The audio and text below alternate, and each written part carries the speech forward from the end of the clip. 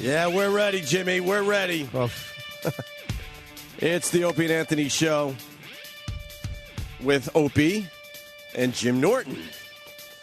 Anthony's sick. and Daniel.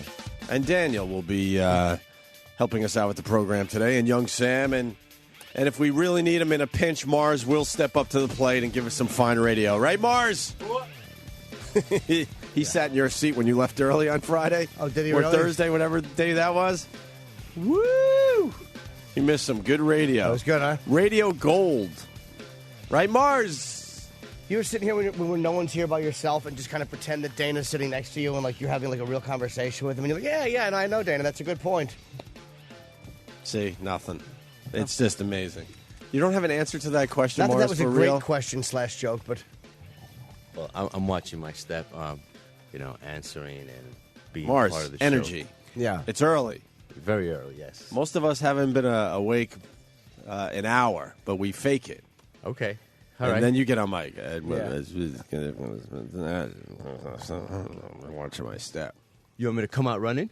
No, just a Yeah, little that's more what pep. we do. Okay. Did you hear the mics went on and we were off and running? Last Came alive. We came alive, is right. Did you watch the Jets game, Mars? No, sir. Fuck. I couldn't watch it at the cellar because the TV was blacked out because there was a problem with the cable. Are you kidding? Well, there was they had a TV problem. Really? They couldn't get any TV. Oh, my God. Well, you're not a Jets fan, so it doesn't matter. I would have watched anyway, though. Fucking Jets just fucking got scorched. Bye. Miami, the fish. I can't even talk to Big Ken today in Philly. Big Ken, a big fucking Miami Dolphins fan. Aren't they shit this year? Who? The Jets? Dolphins. I don't know. What's the Dolphins' record? God, you just hit me with a question I don't know the answer to, Jimmy. I don't like that. I don't know. Are the Dolphins shit this year? I'm going to have an answer to that in a couple of seconds here. Why do you hit me with I don't know. that? I mean, they're a division rival for. I know. I should actually know that. It's the first. Dolphins are 2-3. 2-3. Okay, and the Jets are 3-2. All right. Two losses in a row for the Jets.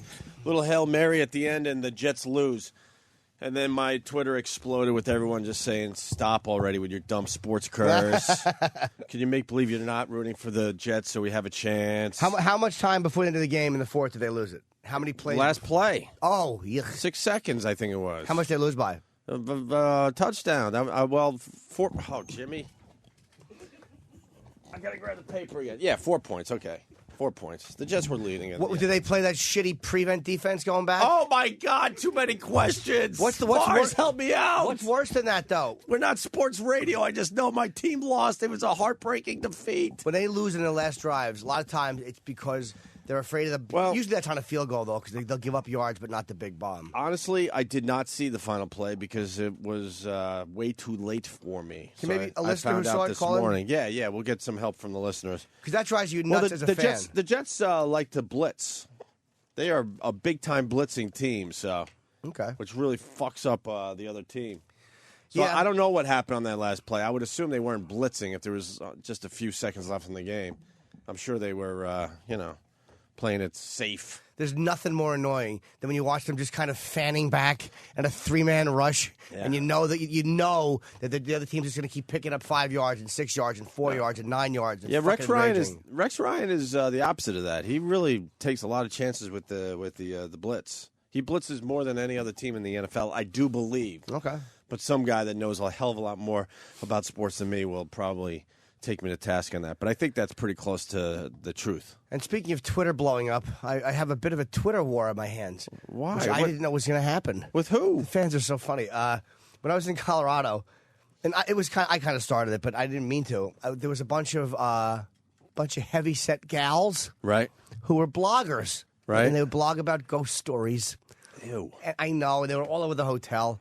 And I What do you mean? They all got together? It was like Oh, it was some a convention. It was a bloggers convention. It was. I didn't. And I think what it is. I sent something out as a goof. I didn't mention the name of the hotel I was in. I didn't know what their organization was. I forget. Let me see if I can find the tweet that really. It was just about there's a bunch of. They were not happy. I made fun of them. Oh, really? Hold on a second. Here it is. The hotel is full of obese women who blog about ghost stories. Feels more like a herd than a convention. Fat bloggers. Yuck and yuck. It's harmless. I don't say where I am. I don't say the hotel name. Yeah. I don't know who they are. I don't take a picture of any of them. You know, I'm afraid of getting sued. So obviously they found you? Well, boy, did they. Yeah. They were not happy. And now a couple of them had the bad judgment to comment on, who is this Jim Norton? Oh, really? You know, just being ladies. They just stepped right into They have a roundhouse. The fucking animals. Yeah. I almost feel bad for them. A couple of them have had to go private now. Oh, really? Because I've responded to them. But not, like, I'm just fucking having fun. It's like, it doesn't mean anything. Yeah, of it's course. silly. You know, it's like, But see, the listeners are having fun, too. I know. They just don't realize that they take it even further than we do at this point. Yeah, you see the one, she's protecting her Twitter, but there was a couple of funny ones from this one lady who They're was old, Jimmy. What the hell? Well, all I know is she tweeted that I was, Yeah. unpleasant or whatever, so I hit her back and the What, one they don't want followers? she's like Thousands so, and thousands of followers? it was all fun until they called me a cunt with bad hair. Someone wrote that? Of course they did. So uncalled for. Why does it always have to be something uncalled for? It's just the listeners just don't know.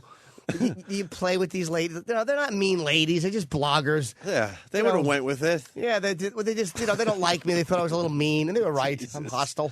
That's classic. But it's funny. So are they attacking you, too, the fat ladies? They were, but again, it's harmless. It's not like real. This guy, who's he? He doesn't seem funny. Oh, he seems like he loves negativity. Like that type of shit. Yeah, not a funny guy at all, as Jay Leno is hugging you on national TV, trying to give you a reach around that would have been nice. after your uninvited segment last week. That was very awkward. Yeah, he was just. It's always weird when you stand there because you got to talk because the camera's still on you. But he seemed genuinely happy. Which Yeah, was he nice. was just holding you. I know, it's nice. I like to be held. All right, you got a little Twitter war. That's nice. But I mean, my dumb tweet yesterday, because I'm slowing down on my tweets. I'm in the gym, and I'm at my locker, and actually this guy comes out of the bathroom completely naked, and in between like the locker stalls, there's rows of them. There's like a mirror, you understand, Yeah. and a hairdryer. Guy walks out of the bathroom completely naked, and then he picks up a hairdryer and starts fucking blow drying his cock. I cleaned it up for Twitter. He's just blow drying his cock. And then someone he knows in the gym, stops by and they're just having a normal conversation as he blow dries his cock. Like, is that necessary for any reason? it's really not. It's probably because he's probably the guy who gets his damp balls. Like his balls probably get really wet and sweaty. Take a towel to him. I agree. First of all, you don't have to walk out of the bathroom area without a towel on. There's literally 200 to 300 towels in the bathroom. Guy couldn't find a towel. Some guys like walking around naked. Then there's another. I see it all the time in my gym. Old guys especially, they don't give a shit. Right. They just stand around naked, just talking about the big game, talking about politics and stocks, and it's not even a gay thing. Right. They just are comfortable being naked in front of each other. They're the same people that leave the iron on the fucking couch. Their judgment is not really good anymore. They think it's appropriate to walk around nude, and it's just uncomfortable. But this was a younger guy, and he's just blow drying his balls. I'm like, what the fuck, dude? What is that about? It really is. I really want to ask him, what is that about? And then everyone's like, where's Opie's eye now? If you pull out a camera in a locker room, do you know how much trouble you would be in? You can't pull out a fucking camera phone in a gym, in a locker room. I know. You can't do that. Too bad there's no way. You can't do a hidden camera thing, but it'll be very funny. Oh, by the way, trust me, I was trying to figure out how I could get it done. You get arrested for that, I think. But my though. BlackBerry, yeah. Can you turn that off? I'm sure you can on going to sounds. You have Sam try. I'm sure you can. So you could turn it off. So Take I a could picture. Let me hear what that sounds like. So I could take a picture without that noise, alerting people that I'm taking their picture. That would be an awesome feature. The iPhone is also. Look, you get this dumb sound, obviously. We all heard it. Let's see. You could definitely turn that off. Yeah. Oh, look at that. A little lonely picture of Jimmy. Maybe I'll tweet that today. You could. I think the iPhone is totally silent. I've never had to sneak a picture. I think it is. But you could also make it loud. We're just taking each other's pictures now. Two men. Yeah, it's silent. That's it. All right. silent. So I gotta get that feature on my phone. But I heard they put that so in locker rooms and stuff like that. One of them I think was where you couldn't turn it off, and that was so you couldn't take sneaky pictures of people. Yeah. On camera phones. I hear you. So I don't know if that's a feature. Well, this that guy can be shown deserved off. to get his picture taken course and he then did. humiliated. Just block his face out. Let me say hi to. I think we're getting. Where's the jet info? We don't have the jet info yet. Let's go to Bruce in Philly. Bruce. Yo. Hi, Hey. Bruce. Hey, guys. Love the show. Thank you, Bruce. I wanted to thank Opie for not rooting for the Phillies and not caring about baseball anymore. Well, I am rooting for the Phillies, though. I hate to Oh, tell boy. you. Yeah, I mean, my Well, sports curse is off then because they won last night. Well, my sports curse, no, is not off. Did you see the Jets game, my friend? No, I was too busy watching the Phils. The Phillies game was a great game. I took a peek at man, that as well. It was a great game.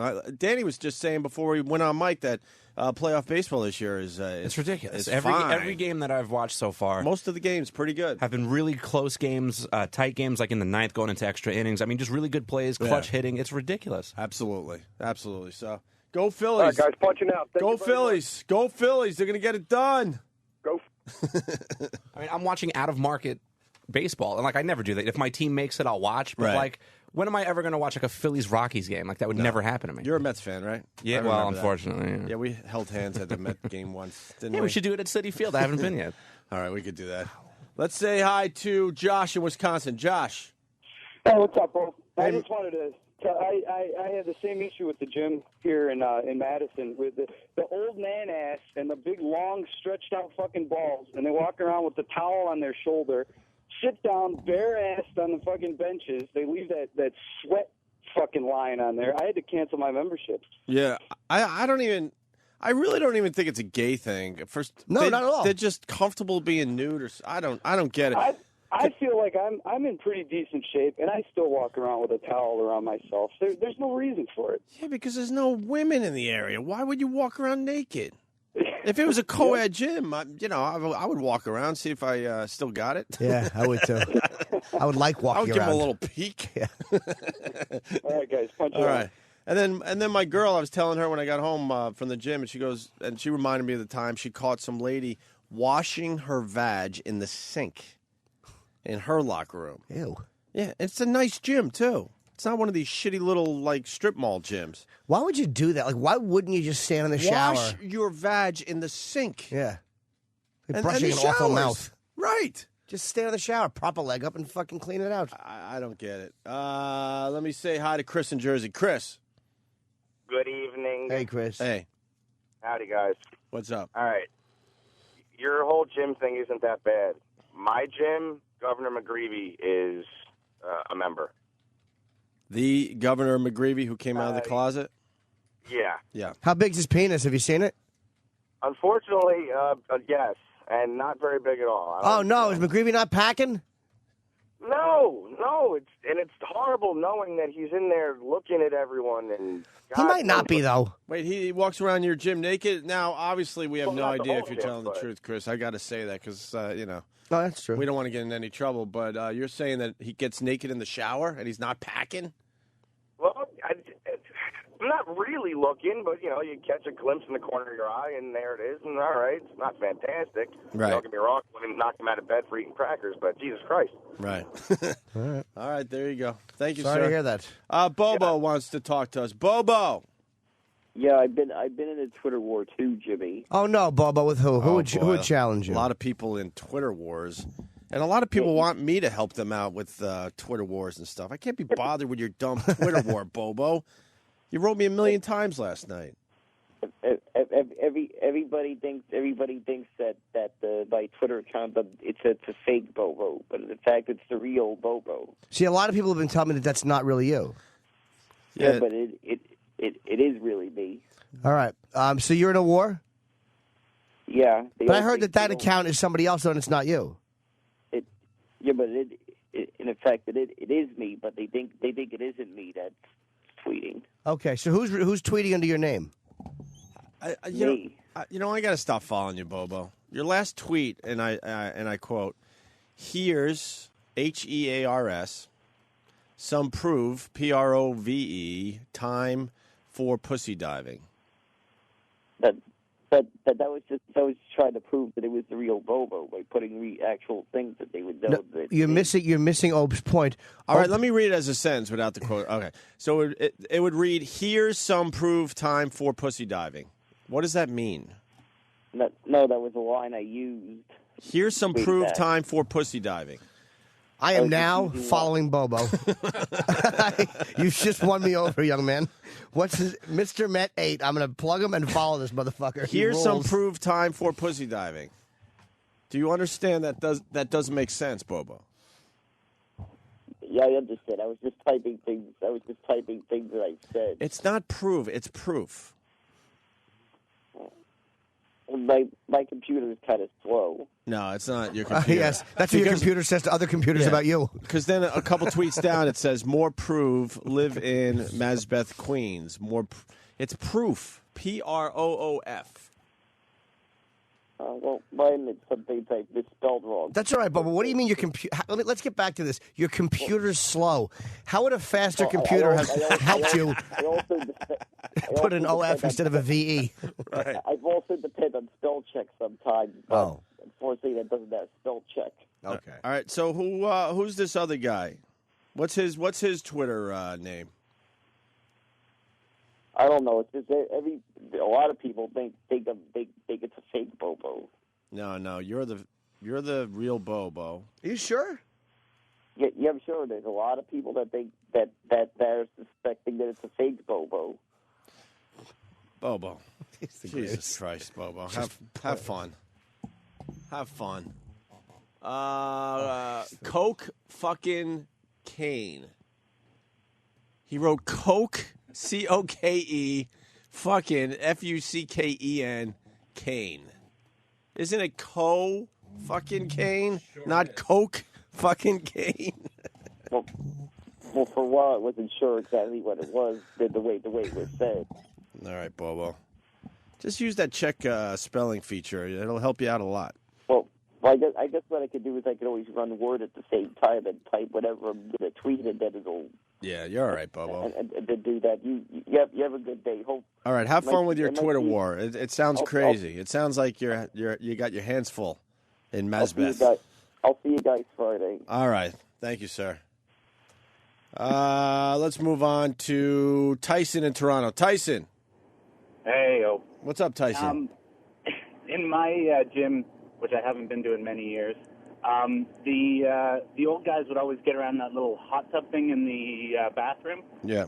And put their junk up to the jets and just rock back and forth and up and down, and they'd be at that for about half an hour at a time. You got some jet riders in your gym? some of the old jet riders, so we all just slowly back away. Yeah, I don't really understand that. I don't really get it at all. It's not a good thing. I guess I was always a shy boy. I was very shy. I played a lot of sports, and I didn't really want to be naked in the locker room ever. See, I'm not. I would not even take showers and stuff. Really? Yeah, for the most part. Yeah. See, that's weird. I'd go home all sweaty. I didn't care. I'd shower when I got home. That's the opposite direction. To me, that's not good either. Like, there's a balance between. Dude, I fucking didn't develop until I was 18 years old. So think about that. I had nothing. Oh, it was like you had a tiny hog. I had no muscles, no hair, no hog. I had nothing. Right. Nothing. You were a late bloomer. I look like a girl. All right, you just didn't want people to see. All right, it wasn't homophobia. It was like your hog was tiny. Yeah. No, I just wasn't developing as a man yet. Okay. I was a late bloomer, so I figured I would just take care of myself at home. Yeah, all get right, all showered and nice.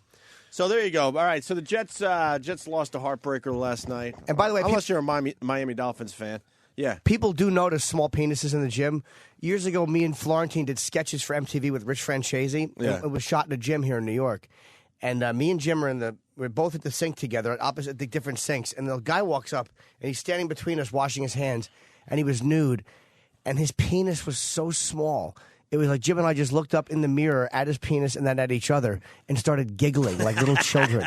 I mean, I'm 41 now. I was probably 27 at the time, and I was just giggling at another man's penis. We really do notice. Why would you walk around naked if you have a small penis? Dude, it was so small it was sticking straight out like a baby dick. Right. It was like one of those, like, it didn't even go, like, hang. Right. It was a tiny penis. I mean, whatever. But that was my afternoon. A guy blow drying his fucking cock. That was wonderful. Thank you for that. What else is going on? So we got the Jets. We talked about the baseball. Bernie Madoff gets into a fight in jail over the stock market. And they say and wins. But if you read a little further in this story's going to be all over the place today. It was really no big deal. He was arguing about the stock market with some other old dude, and then it got a little heated. And the one guy pushed Madoff, and then Madoff pushed him with both hands and knocked him down. And that was the end of it. And then he was hovering over him with a really red face. And then the guy got up and kind of just backed off. So now they're saying he's got cred in the joint. Madoff's got some cred. He's 71 years old, and he's got his first fight out of the way, which is nice. Unfortunately, it wasn't some like some 6'5" Crip or Hell's Angel or somebody who would just beat the shit out of him. Yeah, as soon as I saw the story, I'm like, oh my god! But yeah, he got into a real fight. No. A little scrap with an older dude. I was watching something. I only watched a few minutes of it, so I can't really talk. It was a Hell's Angel special on. Do you know how fucking big they are in Montreal? I didn't know Hell's Angels in Montreal were like. Was it Vancouver? No, Montreal. Montreal, okay. They were like they were fighting to take over the entire drug trade in Montreal. This Mom Boucher, I think, was the guy's name. Okay. The leader of the Angels. They're a fucking like people forget how tough the Hell's Angels are because they become like this thing like we just know the Hell's Angels. I don't think people have forgotten. When I see a Hell's Angel, No, it's like that they can kick your ass, but it's not. I'm very aware right away. You forget these are guys that have machine guns too. Yeah, like you know what I mean. Like you don't hear about them like shooting people up as much, but like up there in a war for like fucking drug turf, man, they blow shit up. They fucking how long ago was this? I don't know, a few years ago. I didn't watch the end of the They're special. still battling it out, huh? Yeah, like they're like. It's not that you forget that they're individually tough guys, but people for years you've just known the Hell's Angels are of course. bikers, and it's like it's like the quintessential tough guy. Like, what are you, a Hell's Angel? Like, the guy's a fighter. Right. But you forget, like, they have guns, too. Like, they're like a real fucking... Yeah. You know what I mean? Like, they will kill you. Yeah. I forget that the Angels, because they do a toy drive, I forget that they will kill you. Of course they will. And it was good when I was watching. I don't have much on it because I just haven't seen this. I don't either. I should have seen more. What channel is it on? I don't remember, but I taped it, and we'll have to watch the end of it and then come back and comment. That's the worst. You throw out a concept and have nowhere. Basically, all I just said was I forgot the Hell's Angels will hurt people. I'm an idiot. Every single one of us do that, though. And then Zito the next day, yesterday was in the paper because he's suing the city for... He's suing the city. I know a little bit about this one. The lawsuit's been going on for 10 years. He hit a pothole. In Mickey Rourke's bike. He's riding Mickey Rourke's bike. And hit a pothole. Yep, and he wiped out, broke his leg. Yep. And the fucking city, man, they're saying, like, well, you can't... they're just... They're doing what they do. They're red tape. They're scumbags. Right. They're like, you can't prove or something that this was caused by hitting a pothole. Or that they did it and they can't find the paperwork for that. Right. They're such fucking assholes, man. To fight that bureaucracy, I don't know how you have the patience. You should just go down to town and just fucking knock somebody's teeth out or break their jaw. Yeah, that whole system is just fucked up. It's terrible. I think we all know that by now. It's like all the money he spent probably in 10 years in legal fees. It's like he's got to be in the hole for a few. Yeah, he's got to be a few bucks, unless the lawyer is just doing the right thing. Because he values his fucking... Really? A lawyer doing the right thing? Really? He doesn't want his eye socket broken. Name one lawyer that did the right thing, please. I can't. Please. Yeah, you can. Come on. Give me one. Let's say hi to Stryker. Stryker, what's up? Hey, morning, boys. Good morning, Stryker. Jimmy, I think it was probably History Channel you saw that on because I think it was Sunday. They were running their Gangland series, and it was all about the motorcycle gangs. No, it was not... Warlocks, outlaws, banditos. Oh, maybe. It was either that or National Geographic. Yeah, you got anything else on that, Stryker? It was actually a really interesting series. And one final thing. Go Dodgers. Kick the fucking Phillies' ass. Well, that was all you had. The guy's name was Maurice Boucher. His name was Mom. Do you know anything more about him? The Stryker's gone. That was the worst help I've ever gotten in my life. Yeah, Stryker's gone, and I'm not happy about that. No. The Phillies over the Dodgers. Come on. Everyone knows that. You got to just relax. Did the Phillies win and go on to the next round? I don't know, Jimmy. You're asking too many questions today. They did? Yeah. Okay. Yes, they did. Well, yesterday afternoon, I was watching Mike Tyson on Oprah. Oprah's getting some big-ass guests. Big guests. What's he promoting, or is he just talking? It was weird because it was the Tyson documentary. You saw it, right, Jimmy? Loved it. I fucking loved it, too. Loved it. And Oprah's ranting and raving about it, and she's like, when I saw the movie in April. So I'm sitting there like, why is she talking about this now? But I think maybe they just weren't taping shows, is what I'm trying to I don't know. Or was he not doing press for a little while? Maybe he wasn't because of his daughter's death. Maybe he was stopped doing press. I know the. Or maybe it's coming out on DVD. I don't know. Yeah, maybe she couldn't book him. That's a good point. And yes, the movie is coming out on DVD. And if you haven't seen the Mike Tyson documentary, it's amazing. Yeah, it's not a good piece of film. What's his name? The director. See, I liked it. James is his name James something? James Tolbeck or whatever. Yeah. Yeah, he hit on my girl in a bank once. He's just a lovely human being. But I told that story a while ago. That's a compliment, though. It wasn't like he said anything rude to her. Have you seen him? He's a fucking fat fucking troll. Well, yeah, but as a guy, you're supposed to. And then yesterday I was joking with her. I'm like, you could have had some of that. She fucking punched me. You should have had him in and just asked him about it. He probably would have been. I mean, he's a fat fucking troll. Yeah, we'll have him in, no problem.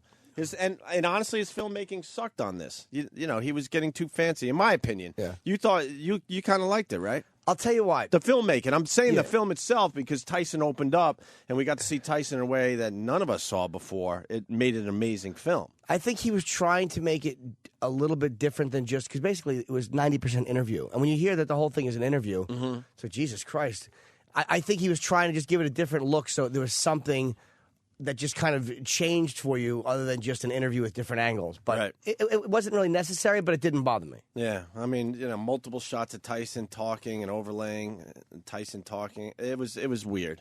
It was a bit of a distraction. Seeing Tyson kind of get emotional was kind of yeah, I felt like he wasn't comfortable with what he had, so he felt like he had to jazz it up, and you didn't have to. There's Tyson showing that he's got some intelligence and he's got that he's a human being in the end and all that. It was amazing. And he cried through half the film. Yeah, talking about Cuss was difficult. And I'm telling you, it convinced me that he did not rape Desiree Washington. Yeah. As a guy, I always thought, look, man, he did because he's not used to hearing no, and I really believe him now. Well, Tyson is a major problem. Tyson is trying to change his life around. He's married again. He just got married. He's got another, newborn. Does he? Yeah. His kid's about 7 months old, 8 months old is the latest one.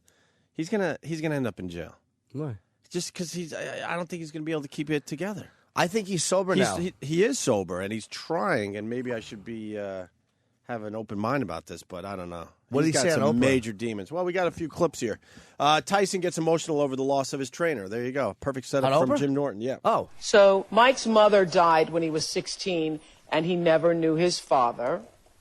One of the most poignant moments in this film, Tyson, is Mike remembering the boxing trainer, the mentor, who was like a father to him, Cus D'Amato.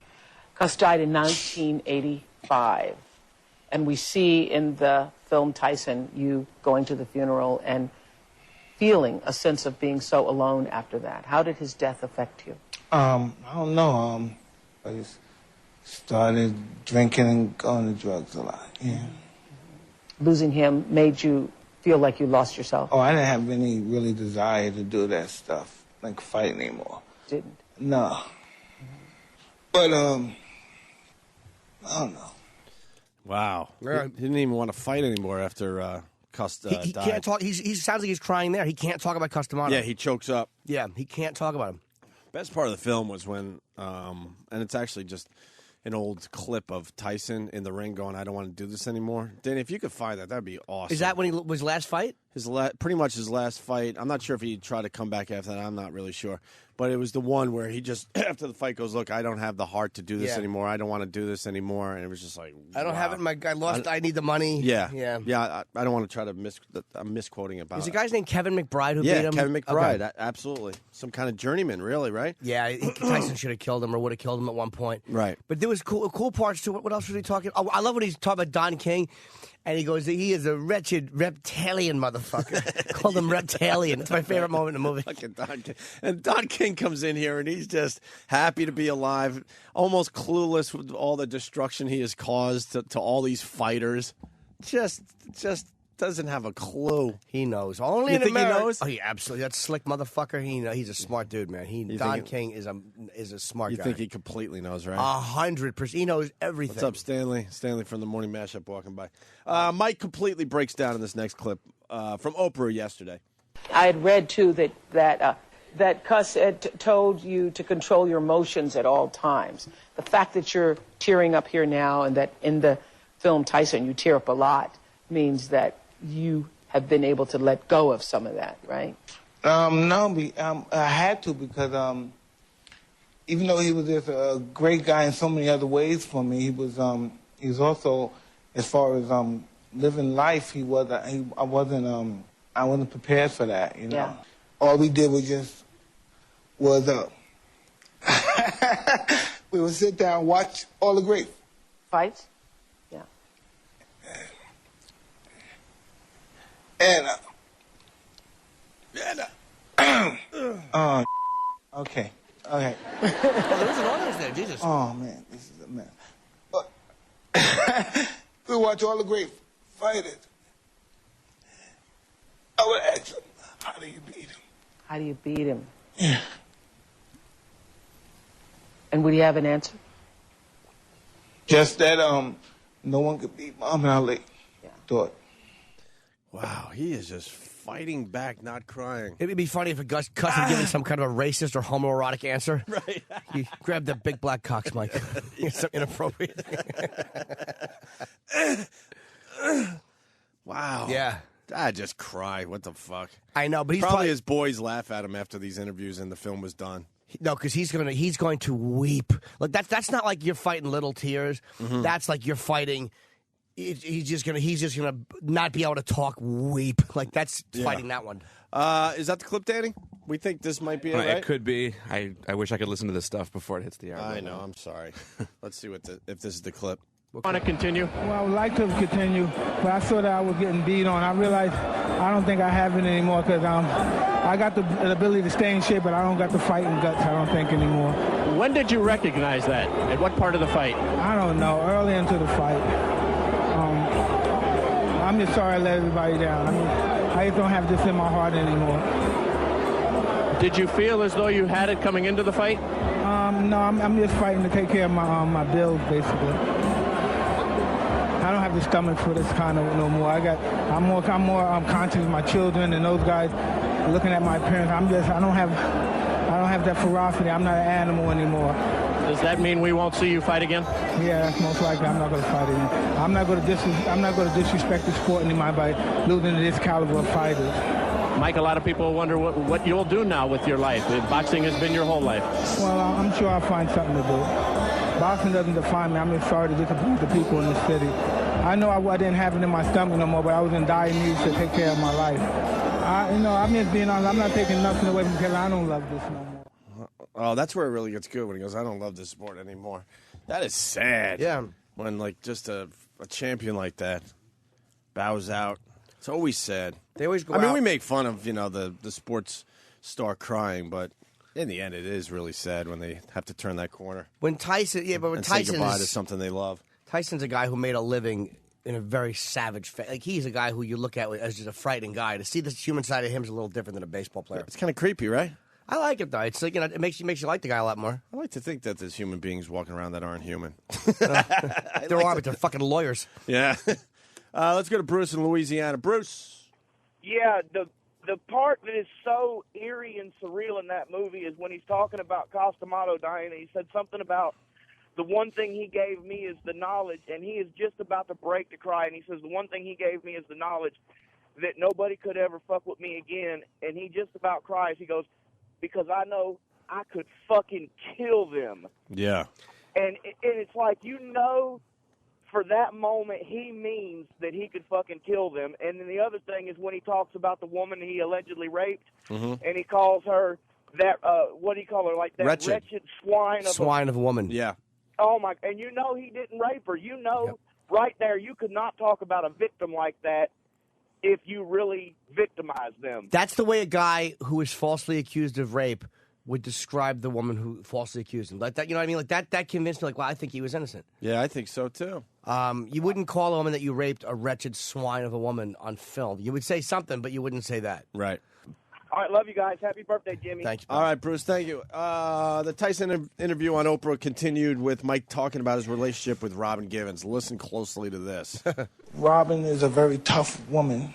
She's very tough, and she can be very mean as well. She's not no easy pushover at all, Very strong. But I was like, when I was in this marriage, I was so I was wide open like a puppy dog. She could have did anything. I was like, okay, I love you still. You know, I didn't care about any money. And I always didn't want to lose my wife at the time. I was just a young kid, and I've never really been in that degree of matrimony before. And it just devastated me. I wasn't prepared for any kind of emotional struggle like that at all. Yeah. So you just said that until recently you'd never been faithful. So you weren't faithful to Robin either. Oh, no. And your second wife, were you faithful there? No. And why?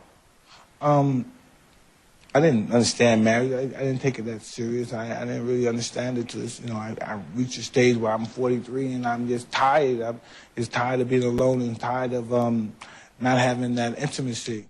Yeah, so now he's saying he's going to be, just with his current wife and faithful and all that. The clip continued. They talk about the Barbara Walters interview with Robin Givens when they're sitting there, and Robin Givens is like, he's just saying pretty awful things about Mike Tyson and says, yeah, he hits me and all that. And then Oprah said something like, what were you thinking as you sat there listening to Robin Givens say all this stuff to Oprah? And he basically said, I wanted a belter. Well, I think which contradicts everything that... She said he didn't hit me. He's emotionally abusive, and he's very scary. You know, she really was. She threw it. You could see, like, when you look back on it, knowing what you know, you're like, holy shit, he's being thrown under the bus by this bitch. And Tyson goes, yeah, when I heard that, I wanted a belter. Did he talk about the rape? For saying all that. Oh, yeah. With Oprah? Yeah, now we move into the... I mean, we could do this all day long. Do we have that clip or no? The Robin, we don't have that one? No. Well, I told Sam just to give me some quick samples, because Mike talks about biting Evander Holyfield. I would love to hear that. Okay, let's do that. From Oprah Winfrey yesterday. Tell us what happened the night you snapped during the Holyfield fight. What was going on there? I was angry that he was butting my head. He kept betting me, and he cut my head the first fight with headbutts, and he did it again. And I was just enraged. It doesn't make no excuse for what happened, but I was just enraged, and I wanted to inflict so much pain on him and stuff. And I was just pissed off that he was such a great fighter too. And I was just pissed off. I wanted to just beat him up. I was just mad at him. Yeah. Did you regret it immediately afterwards? What did you think of yourself afterwards? I didn't think of nothing at all. Because you bit him twice, once in each ear. Yeah. I didn't feel guilty at all. You didn't feel guilty? No, I didn't feel guilty at the time. Jesus, can you imagine? They really got into that in the film, too. Yeah. Where they basically said that Holyfield was a dirty fighter, and he kept headbutting Tyson, and Tyson was getting more and more frustrated, and he was bleeding, and he finally had it, and and bit Evander Holyfield on the ear there. Yeah, but I like that he just admit right there, too, that he was pissed that he was a good fighter. Because Holyfield... My friend Quentin's a comedian. He's a boxer. And for years before they ever fought, Quentin told me that Holyfield will beat him. He said his style of fighting, Tyson will have tremendous trouble with. Yeah. You can't beat him. Yeah. And he was right. Yeah, Holyfield was he was all right. He's the perfect physical specimen. He went up in weight. I think Kenny said he was 205. He weighed 205 or 210. He was light for a heavyweight. He was a perfect physical specimen. Yeah. He just, it's like if you had to send a human being to outer space, that's the body you'd send. The head, maybe not so much. So you're saying, Jimmy, if he was blow drying his cock in the gym, you'd be all right with that one, You'd right? be obligated to take that delicious thing and throw it over your shoulder and help him while he got the balls, just to keep it from hitting the floor or his ankles. Evander the Commander Holyfield.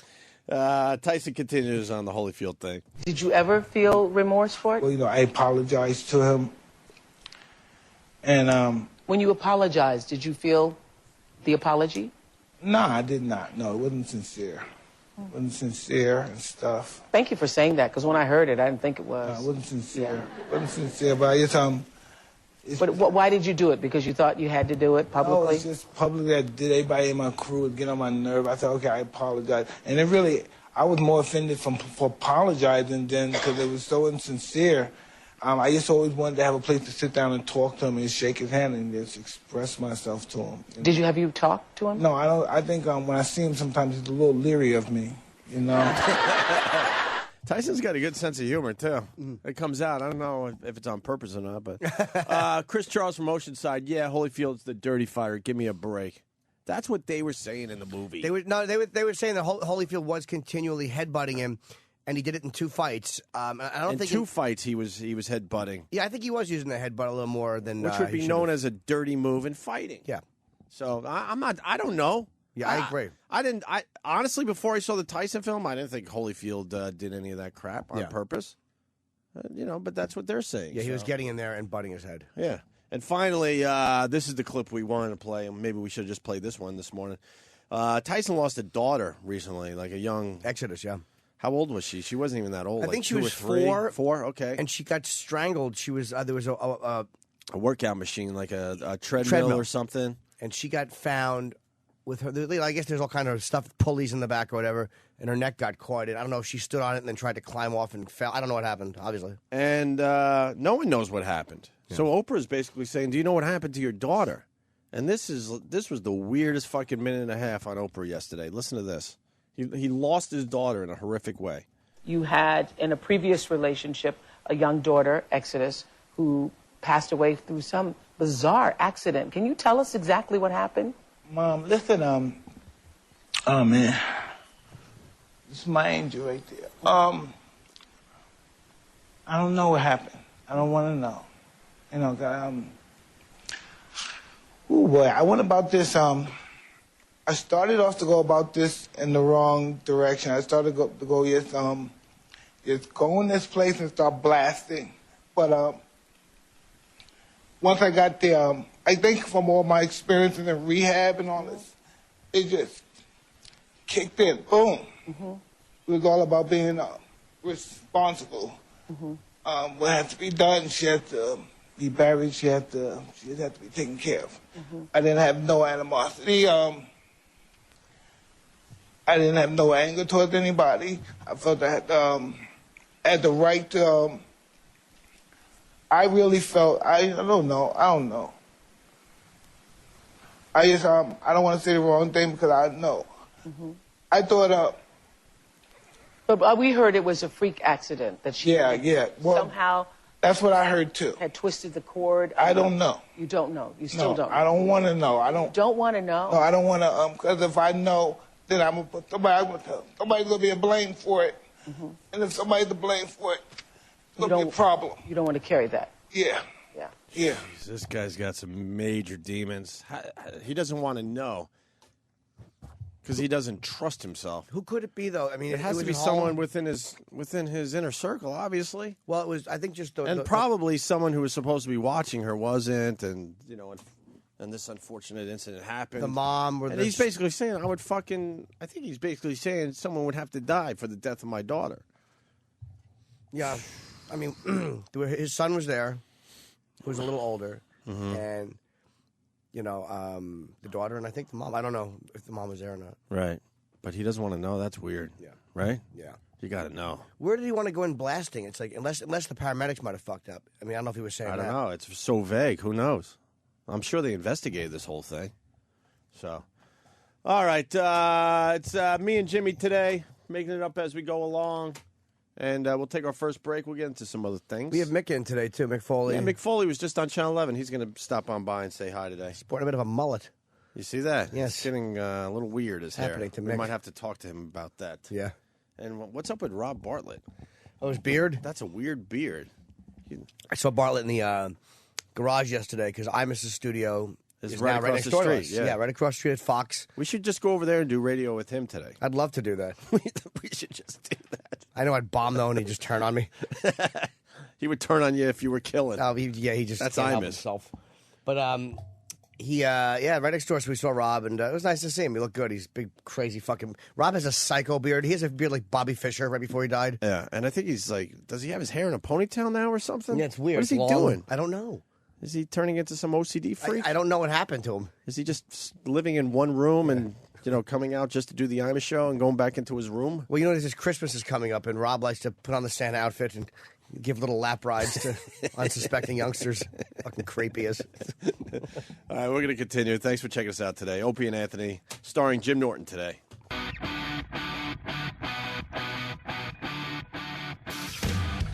You're checking out the Opie and Anthony show. Today, it's me and Jimmy. Anthony called in sick, so we're kind of making it up as we go along. I want to go rub his stomach. It's kind of strange because we have the option to not do a show. I'm sitting here reading my papers. It's 5:30. You get the phone call that Aunt's going to be sick. And then Jimmy and I could just go home.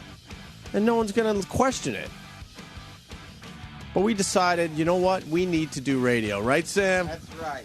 See, That's I'm the learning from attitude you, to my have. friend. Yes. I've taught you a lot, but now I learned from you. Yes. To have a little more passion for this radio thing. What do you got, Steve? What? Oh, terrific. What's Thanks. it about? It's a Norton bit. You want to hear your Norton bit? He calls it the Norton bit. Oh, is it mean-spirited? Extremely. Why is everyone walking around like they're FBI agents? What is that about? Female body inspectors? It's like the shirt I have. What's going on with you guys? That's It's creepy. they put Does any other show have this? no hell no. You know, there's a guy, John Anthony, works for, I think, Mad Dog Station. He's like, wow, you got a lot of people that work for you People for don't, the show. And it's embarrassing. people don't realize how important this show is. Does any other show have as many people behind the scenes as we do? Hell no. And then there's like 4 levels of management. It's It's getting ridiculous. I see these shows walk around. They got one lousy college kid running around sweating a lot, trying to help out. But then the show hosts have to stay till all hours, and we don't want you guys staying late. Oh, is that the? That's the gist. Oh, okay. Yeah, because all right, let's keep it how it is. Then. you know, like the morning mashup has one producer, and there's 4 of them. Yeah, they're here until 3:00 in the afternoon. They For real? are? Yeah, yeah. For what? Doing what? Doing stuff for their show. Like what? That's why their show sounds so good. Does it? Yeah. I like the morning mashup. How would you know what that sounds like when you should be listening to this program? exactly. I tape it. Listen They in the really stay afternoon. till 3? They're here till like 3:00. Yeah, all of them. What time do we stay to, Sam? Well, it depends. Like, what time would the show end hypothetically? 10:30. 10:30. Okay, so 10:30. A lot of people think we're supposed to go to 11, and you could argue that all you want on the dumb message boards, you idiots. So show ends at 10:30.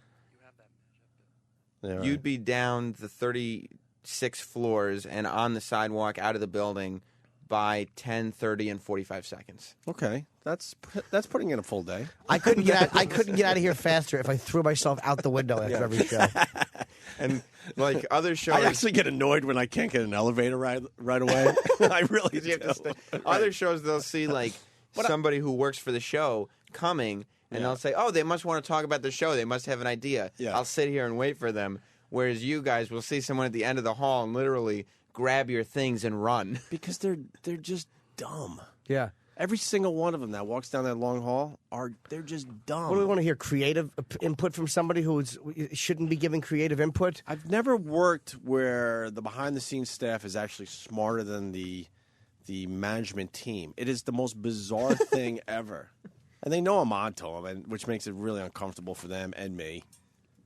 They're so dumb. I don't know about that. They are so dumb. Yeah, I have to agree. I mean, but you know what? They try hard, which They're is nice enough. Yeah, it's nice. A lot of dopes are nice. Yeah, it's kind of cute. It's kind of cute when they offer up their dumb ideas and we Yeah. say no every single time. We want to do a promo where you all sit in Guinness. Why don't you die?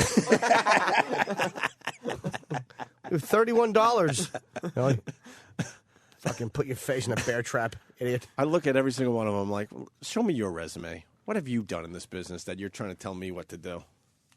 I deal with Mel Karmazin. That's it. For real, that's it. The rest of them, shut up.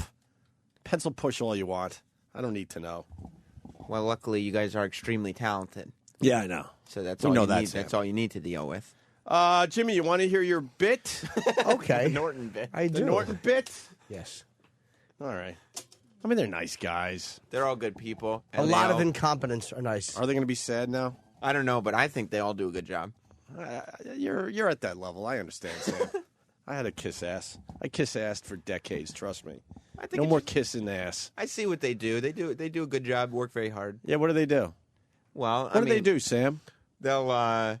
For real, what do they do? Don't make this into a bit. What do they do? All right. And you don't even have to name names.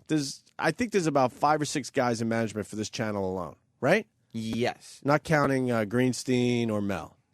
Yeah, there's at least I know three 1, that are 2, 3. specialized. Okay. Yeah. What do they do? They talk to the legal team for us. About what? About what? Like the the McDonald's guy. Remember that shouldn't have. Trust me, that should have never been a problem. They spent 2 days on that. What else? They talk to us about maybe some ideas for production to run during breaks. Like what? Maybe the Norton bit. I don't know. I haven't heard the Norton bit. Some replay suggestions. Like changing the name. Yeah, what did you think of that suggestion? I preferred the horseshit name. I think. But what did you think of their suggestion? If you had to sum it up. On Encore, to change the name to Encore was probably unnecessary. They So made a would you funny say- promo out of the Encore thing because Yes. we mocked how ridiculous the Encore thing was, and so then it made sense. So would you say that when the I'm person sure was you've heard that by now on this channel. Yeah. Would you say that when the person was pitching the Encore idea that you wanted to spit coffee in his face I wouldn't have- and scream about his incompetence? I couldn't. I would never go that far. I would just politely disagree that probably wasn't necessary. So they talked to the lawyers about a bit that they didn't need to talk to the lawyers about. Exactly. And they wanted to change the name of the replay. What else, Sam? By the way, this is Sam. This is not me trashing them. Oh, thank you Exactly. for saying that. Thank you for clarifying. I just needed some specifics. I'm so glad you're here. Yeah. If there's things that we probably shouldn't run, like replay, they'll notify us, the staff, to take it It's out. satellite radio. Everything should be replayed. For legal reasons, they'll stop, put the kibosh on that stuff. Sure will. Uh-huh. So that's good, because Oh, yeah. otherwise we could get in trouble. That's helpful. Yeah. Just makes our jobs harder when you have to get rid of all the really good stuff that really worked. You know how much harder that makes it for me and Aunt and Jimmy when we have Radio Gold, but they're like, oh, I don't know, oh, that could be a problem. Yeah. But you do want to be safe, though. No, I don't. Oh. I got a few money, Sam. I don't care. Oh, right. I don't. Balls to the wall, my friend. Well, some stuff. We're all in now. We are? Because we have nothing to lose. Some of us do. And there goes the morning mashup. See, Hello, now that's a morning show. mashup. What do you mean that's a show? They're not even working. What are they doing? Well, they take a little break, play a couple tunes. Why do they all walk together? That's not necessary. They're probably discussing some show ideas. What do you want to do next break? What were you thinking? How did you think that last break went? You don't like that they walk together? Wait, you weren't here for the walk together bit? Yeah. Where we play happy together? Yeah. Okay. So what could they talk? They just follow Nicole. Wherever she goes, they go. That's it. Well, if you had a set of tits like she did, I'd follow you all day long, too. I'm close to it if I keep eating. I am. Fucking Pop-Tart eating zilch. How good are Pop-Tarts, They though? fucking rule. How much fat's in a Pop-Tart? How bad is it? How many You calories? don't want to know. Don't go with the frosted ones if you really The want unfrosted ones are not good either. Unfrosted ones will knock down the calories just a little bit there, Jimmy, a little bit. What, like What's 200 your favorite calories? Pop-Tart? I My don't- favorite Pop-Tart, people laugh at me, but it's delicious. The brown sugar, I think I like the best. Thank you. The best. I was arguing this over the weekend. People like that brown sugar sucks a dick. Who would argue that? Well, they like the ones like strawberry with the frosting. Those are good. The blueberry with the frosting. How many calories in an unfucking frosted brown sugar? 350 calories. Per pastry? I don't know. Oh, Go get the box. I'll tell I you. don't wanna see 'em 'cause I'll eat Because they one. trick you with the serving thing, too. Yeah, it's 2 per bag. No, that's not a serving. What's I a serving? guarantee the Pop-Tart box would officially say a serving is one Pop-Tart. That's what I mean, like 2 servings per bag. Who the fuck could eat one Pop-Tart? If you're going to eat Pop-Tarts, you eat half the box easily in one sitting. Easily. I like eating Pop-Tarts while I'm shitting. I feel like I'm pushing out all the calories. All right. Speaking of the morning mashup, I changed gears here, Sam. Okay. We're going to do the Jim Norton bit that was just handed in a second. But the morning mashup, they rock. What is this? By the morning mashup. Well, you know how we always like to see what other shows are doing? Yeah. And by the way, this is not part of Jocktober. I would never want to make fun of the morning We're mashup. featuring the morning mashup for Jocktober, Sam. No. Are you kidding me? I would never do that. This is a... We feature shows that we hate. That are terrible. How dare you? No, this is not part of Jocktober. But I thought you guys would want to hear some of the stuff they do. Okay. So this is Mashup Rocks to the tune of Let It Rock, as sung by the Morning Mashup. We want hits, yeah. Wash up your dirty face, girl. You stopped it. Get out. Why? Get out. Okay. Don't get out. Okay.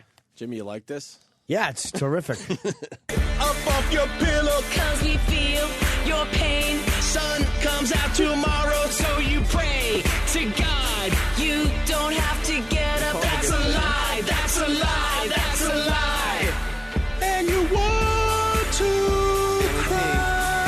What? Need to be on time. Gotta make your bed. I'll make mine. It's the morning mashup. Because when we arrive, yeah, we know you're tired. Make you come alive. We'll make your day brighter. Have you heard? For God, we'll always remind you. Mash up rocks, mash up rocks, mash up rocks.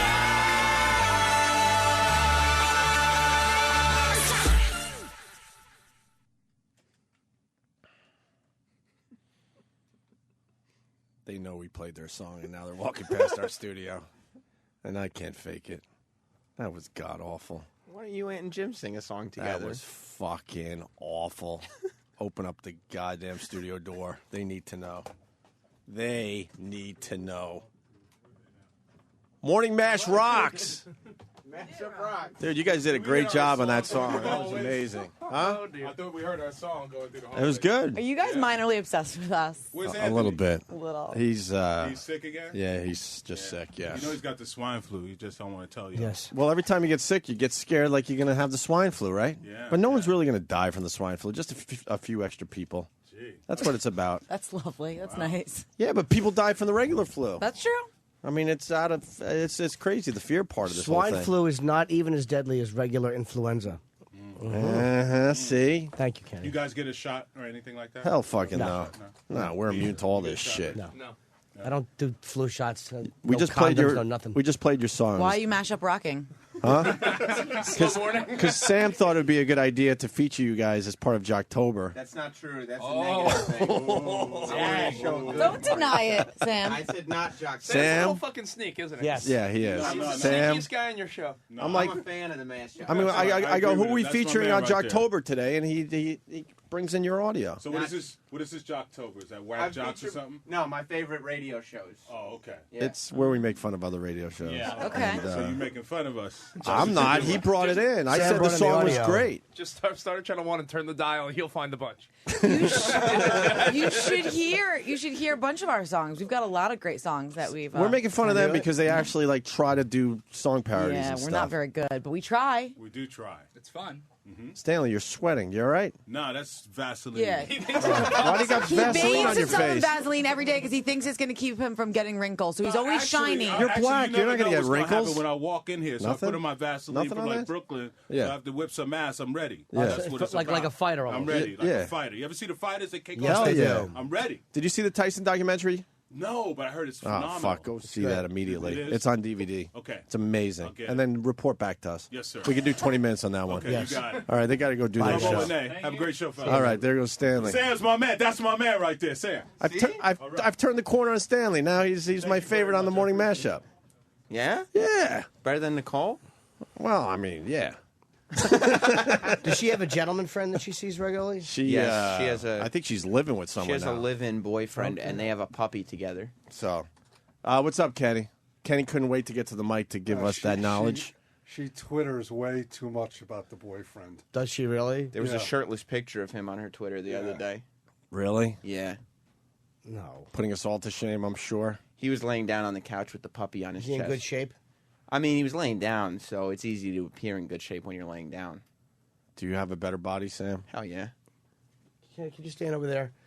I'd like to send out a picture of Kenny in case anybody has any anybody they need laid to rest. Fucking horrible Undertaker suit. And the FBI thing in his ear. What's that for again? That's because... Excuse me, he asked me. No, he's looking at me. Yeah, you get enough mic time, Sam. Let Kenny talk. Kenny.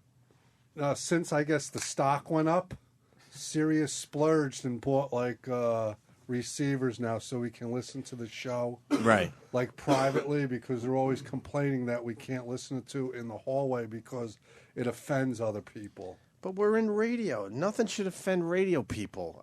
Whatever. You guys have heard that rap too many agree. times. But how are you getting offended? We got the easiest jobs in America. Well, I think it's entertainment. And if I was until 10 seconds ago. Why couldn't they walk around? This is like a catacomb, this place. They can walk around our studio if they're offended. I know some people purposely walk by here every To be day offended. like a daily ritual. We know who it is. I'll tell you what. Some people probably do it. It's almost like this: if you say you had a fight with a guy, and this a guy come up and poked you in the chest, and you knocked his fucking teeth out effortlessly. Every day, that guy might feel obligated just to walk in front of you, not to fight with you again, but just to let you know that even you humiliated him and beat him, he's not the bitch that you think he is. That's what my guess would be. Oh, man, I would love to openly talk about that. Really? Mm-hmm. More lawyer shit. That's good. I'll tell you this much. I never went to management or human resources. Never. On somebody. Never. Always fought my own battles. Won a few, lost a few. But at least you're fighting your own battles. Right, Kenny? You're right, GH. Right. When you're right, GH. We're going to play the Jim Norton bit that was just handed in. I have no idea what this is. Can I give an exact quote, by the way? Yeah. Because the lady who was apparently someone had made fun of her hair tweeted me, so I tweeted back on hers, and I said, wait, is this the blogger? One of them, yeah. There's a few of them. Yeah, you started the show by saying you're in a Twitter war with some bloggers that blog about ghost stories or something. Yeah, there's a bunch of fat ladies. And they had some kind of convention where you were staying. And one woman wrote something. She wrote something that I had indicated that something had been said about her hairdo. And I wrote back, Madam, I happen to think you have a Jim Dandy hairdo and have made no disparaging remarks about it. It's rather sassy. And then she responded, Hold on. Why do I have to have an iPhone when I'm on? All right, here we go. Let me see if I can find her. She responded in my... it was actually one of your devoted followers who decided I was a cunt and had shitty hair. Nice people you have on your side. She has a sense of humor, I think. I think she's all right with it. Oh, that made me laugh. Yeah, right on. A cunt with shitty hair. What a mean thing to say to a lady. Just so not necessary. No. Could have got the job done by going... Yeah, nice hairdo, silly. Something, right. You're a cunt with shitty hair. Right. And... Can you say anything worse? They're just trying to get all that in, that character-restricted thing Twitter has. Yeah. What a pain in the ass that thing is. They should open that up just slightly. I know, 1,000 characters. 1,000, nice, right? All right, here's the Norton bit. Coming up on an all-new Owen Day Behind the Laughter, comedian Jim Norton opens up about his private life. So I'm on my stomach, and I guess maybe a little goes in, and it's really hurting. I'm like, yes, stop. And the work that goes into creating a great joke. And I just have to keep stop. And she's like, just relax, you're tensing up. I'm like, of course I am. Trying to fuck me in the butt. How does a famous comedian hone his craft? And she's getting annoyed at me. She's like, just relax. And I'm like, I'm trying to relax. And then a little bit would go in, stop. I have to shit. Jim Norton opens his heart. I'm gonna shit. And his sphincter. And then she stopped. I ran into the bathroom because I had farts. And we all know farts equal funny. And I fucking push out like... Hysterical laughter and soiled bed sheets. I kept saying, how much is in? She's like, not much. When we go behind the laughter with comedian Jim Norton. Yeah, that's not bad, huh? All right, yeah. Still, I like the replay of the constant... Hey, I think it's time for a little Jocktober action. I agree. Some real Jocktober. Some real Jocktober, not that morning mashup. That song wasn't that bad, to be honest with you. It was all right. We're just ribbing them. That's the difference. For their audience, it's perfect. What's her name on Twitter? They play that damn morning mashup everywhere I go now. Satellite radio is taking over the businesses out there. I don't know what that's about. I don't know if it's that SiriusXM is marketing themselves better or something happened with Muzak. Less commercials. Yeah, I think it's a commercial-free thing. Really? Yeah, people in stores just have commercials playing. Yeah, it's definitely very noticeable that satellite radio is being played more and more in businesses. Cool. All right, let's get into this. Let me see here. Yes. Happy Jocktober, everybody, from your friends at the Opie and Anthony Show. 1/3 of the women polled said they do this right after a breakup.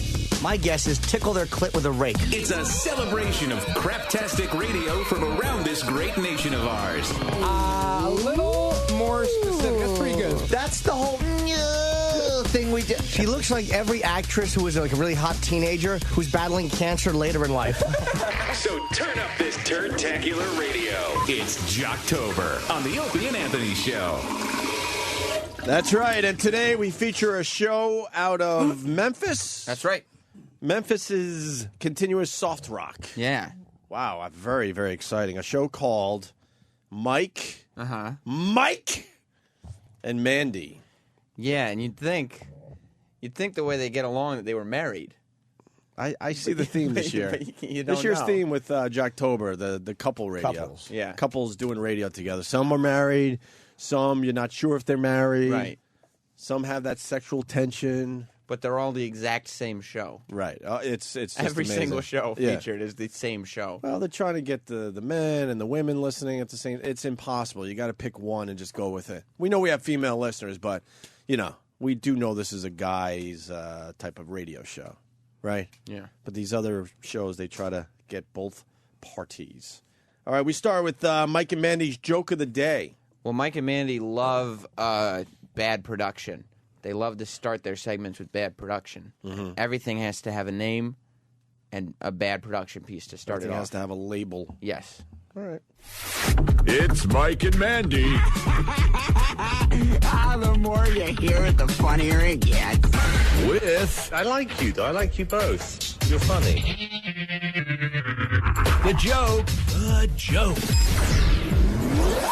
The joke of the day. Oh, yes. Let's do it. College football jokes. Oh, boy. All right, go ahead. What do Ole Miss and a sandcastle have in common? What? They both... They both get more than 3 fingers into their asshole. I like guessing at the funny jokes. Yeah, you got very excited there, Jimmy. They're doing college football jokes. Yeah, I mean, it's because there's men and women listening, so sometimes the men want to hear a little college football joke. That's a long intro, by the way, for the joke of the day. Why wouldn't you just go, hey, here's the joke of the day? Because they don't have any material and they need to eat up time. That wouldn't kill 11 minutes like that intro did. Jesus, fucking endless. All right, go ahead. What do Ole Miss and a sandcastle have... I love that she gave permission for the man to tell a college football joke. All right, go ahead. I'll allow this. You get this one. Wait, I'll allow this one. Ole Miss and a sandcastle. Ole Miss, the team, and a sandcastle. What do they have in common? Ole Miss and sand. Yes. Vagina. A sandy vagina. Okay, the old lady who you call Miss has sand in her pussy. That's your guess. Yep. And I would guess that something about they both crumble after something, or they both crumble with the tide, or some dumb crumble joke. Some fucking dumb crumble joke. Fucking assholes they are. I love how Jimmy just gets so annoyed by this whole thing. Okay, good. John in Kentucky. We're getting stuff done here today. BTW. That would be what? By the way. By the way. Opie, Muzak filed for bankruptcy about a year ago. I never followed up on it, but your suspicion was right. Okay, so that could be what's going on. Because it's very noticeable. And I don't think SiriusXM is marketing that much more than they have in the past. But that they're probably taking advantage of the fact that Muzak is in deep trouble. Yep. Ball jokes. Oh, boy. All right, go ahead. What do Ole Miss and a sandcastle have in common? What? They both look good till the tide rolls in. Oh. I guess the tide has something to do with the other team who beat up Ole Miss. Yep, that's correct. That is indeed. That is the joke. It's a good one. Yeah. The joke of the day. Cool. Does she even know what that means? Well, she's laughing. She must, right? Oh, man. Oh, I love it. Remember, I am only the messenger. Right. I mean, I know there's a lot of hold Ole on. Miss You're not alum- just the messenger. You're the one who decided that this is the joke of the day. Yeah. You're the decider. Of all the jokes. Yeah. This is the one. Yes. Yeah, you had the final decision here. The only innocent one is the mic. That's fucking transferring this gibberish. I am only the messenger. Right. I mean, I know there's a lot of Ole Miss alum in the area, but A joke's a joke. to the victor go the spoils is how the saying goes. No, it's not how the saying goes. Alabama took The it to saying you goes the guys. opposite. So To the victor goes the AIDS and herpes. Stupid. Of course, that's how it goes. Wow, you like this show, Jimmy? No. To the victor goes the... Why would you ever say that? I don't think I've ever said that Never. before in my life. They're on WRVR, The River. Oh, that's cool. There's no IRE, though. No. That's there Mike? isn't. That's Mike. Mike's official FBI shirt. He's got an FBI shirt, huh? from Jesus. Memphis. Half the people walking around New York City have an FBI shirt. He looks like his fucking hair stopped growing 30 years ago and his head just kept getting bigger. What fucking creepy Fred Gwynn hair. Yuck. He's got giant eyebrows, too. He's just weird looking. That's what he looks like. He looks like a fucking female impersonator with a man's wig. Because you know how they're always bald with the fucking weird, like the guy that works at the fucking restaurant. We see that. Creepy was he? I miss that guy. I do too. Let's go get breakfast this morning. I would love to see him again. We're going to leave early so we can go check that guy out. Pardon me, mister. Could I borrow your hair to cook Chinese vegetables in? Yuck. The guy just loves us. He thinks we're the fucking bee's knees. He's a big fan of yours. Can't get enough of me. Worships me. Mike and Mandy play 5 and 10 for Miley Cyrus tickets. I mean, yeah. Why are they giving away Miley Cyrus tickets if they're doing soft rock? Because that doesn't make any sense. The families are listening. The moms, you know, oh really? They want to win for their they're- daughters. So they're winning tickets for their daughters. We used to do a bit. Yeah, this is kind of the same type of deal. Oh really? Yeah. What would you do for Miley Cyrus tickets? Just like, well, this is 5 and 10. What did we used to do? Wasn't Mommy- that the bottle rocket incident? Yeah. A mommy came in and shot a bottle rocket out of her pussy to try to win her daughter Britney Spears tickets. You're Great trying to as say that. this is just like that, Sam? It's similar. It's the equivalent. Yes, it's the Memphis version. You know, we've been around long enough to see how things have drastically changed in radio. Could you guys imagine if we got a woman in here, Jimmy, to lay down against this wall, spread her legs, and we would and we would shoot a bottle rocket down the hall? Could you imagine what problems we would have after that? I was ready to yell no after you said, "Can you imagine if we got a woman in here?" Right. No, I can't. There was a time we said, fuck management, fuck everyone, and we had a girl put a bottle rocket in her vagina, and we shot it down the hall. Just imagine what would happen if we did that today. Be a lot of problems. You think there'd be a lot of And that was regular radio. Yeah. We should just set that up and see how far we could go before they just completely lose their minds. You know what? Let's have a girl come in, and we'll have a girl. Let's just have a girl come in, and we'll get a bottle rocket, and we'll have somebody somehow go down, like, we'll sit her out here in the hallway with her clothes on, her bikini. Yeah. And we'll have a bottle rocket. We'll have somebody get it to bladder that we're going to, why am I saying this on the air? You just fucked up the bit. Yes, I did. Well, here's the thing.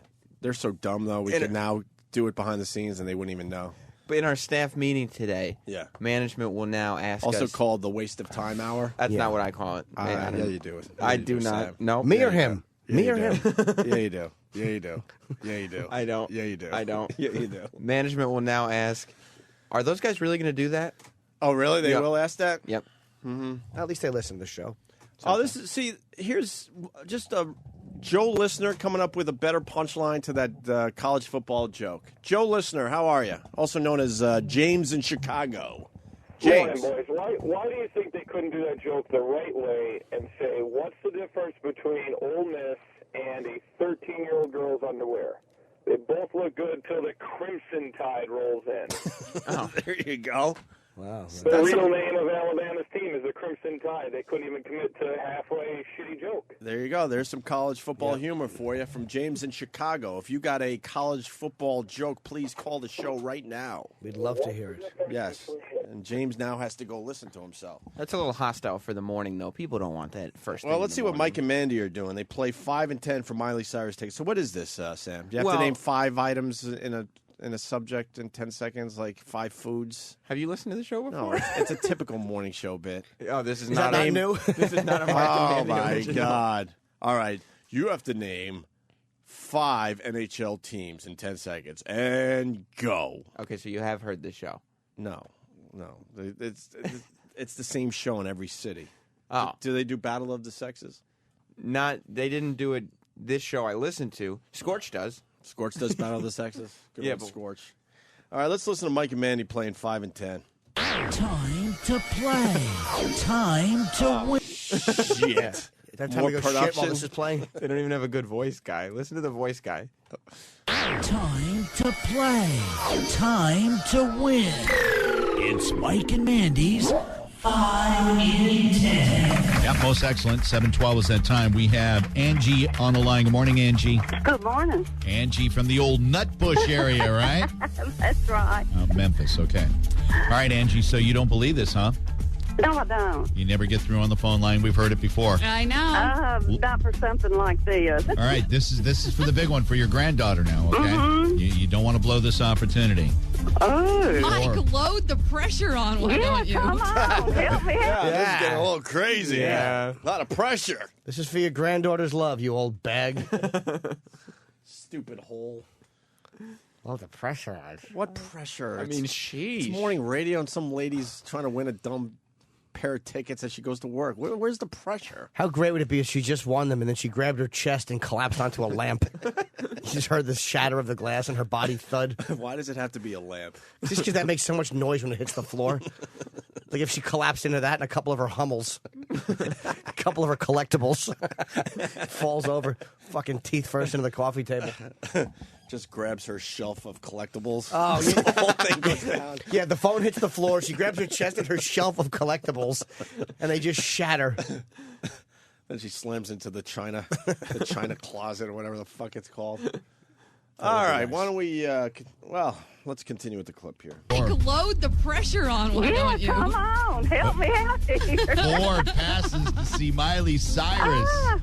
Angie, the contest, 5 and 10. We're going to give you 10 seconds to name 5 items in a category. Good luck. Thank you. All right. Airlines have announced that they're going to start screening passengers for the swine flu. So give us 5 different airlines. Go. TWA, FedEx, American Airlines, what is that one? Boing, boing, boing, Boeing. She missed her opportunity. Fucking dumb bitch. FedEx, who flies that? Tom Hanks? FedEx. And is TWA still around? No! Of course not, okay. Of course they're not. Eastern Airlines, Piedmont, TWA. You asshole. Pan Am. Last time she flew was a long time ago. Good improv. was eons ago. Why? Okay. Why would you? I always have to ask this question. Why would you listen to this in your car? Some it's dumb like fat broad trying to name 5 airlines. Who cares? Well, after Mike brought the pressure up to a fever pitch, right? You're thinking, oh, is she going to win? Is she? It's like sports. Why can't Mike just jump in and just call her stupid, dumb? Well, I mean, you don't want to be mean to her. Why not? Because everyone likes so little. Her second airline was FedEx. Not the 5th one in a panic. You know what I mean? I could see naming that if you had to name 37. Her second guess was FedEx, and the first one was TWA. Right. This lady is an asshole. First 2 are incorrect. She's 0 for 2, and then American, which is just the country she lives in. And then boing, boing. And then boing, boing. What was that one? She said, what? She said, what was that one? Boing, boing. And then her time ran out. Boing, boing? Boing, boing. Jesus. I don't know, the United flight flipping in Iowa? Jesus. American Airlines. I got to hear all the answers. Yeah. Yeah. This is terrific. She actually said FedEx. As her second guess. TWA, FedEx, American Airlines, what is that one? Boing, boing, boing, Boeing. No, the buzzer went off. You only got. Now we had one more. No, I think needed 2 more. Actually, you had 3. I'm sorry, I was counting my fingers. Wait, first of all, she didn't have 3. She said FedEx. No one flies FedEx. She had 1. Did you think Boing Boing was actually an airline? Yeah. Yeah. She goes, You I gotta only give me needed credit 1. for boing, Yeah, boing. I made that's a sound that I heard once. It drives me nuts that they don't go with the obvious. Why can't the guy go with the obvious a little bit? Well, maybe not maybe- as harsh as we would be, but something. Maybe since Like you make guys... a joke, laugh at it for saying FedEx. What's wrong with that? Maybe since you guys can't do the bottle rocket thing anymore, you want to start doing 5 and 10. Get out. Okay. No, we should do 5 and 10. Really? Yeah, sure. You want to do one? I We think got we phone calls. What can we give away?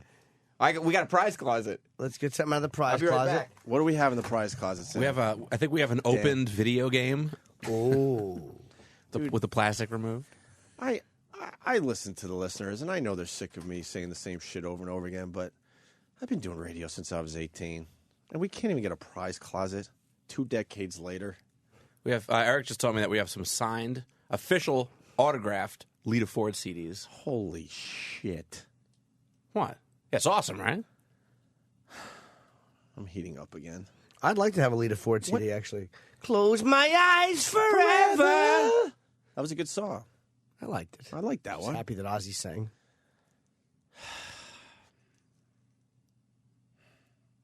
I think we have Justine Jolie masturbation feet. Sam's coming in here with a prize. I swear to God, it better be good. Okay. Dr. Steve this is why Dr. Steve's a doctor. What? And I'm a fucking high school dropout. What? She was trying to say Boeing. Boing, boing? Boing, boing. She was looking B-O-E-I-N-G. Oh, I thought it was some kind of, all right. She probably tried to Google real quick and spelled planes, P-L-A-I-N-S. Rolling Hills, American Indians? We're getting info on FedEx. Bob in West Virginia. I kind of know this, but still, it's not an excuse. Bob. Good evening, gentlemen. Hey, Bob.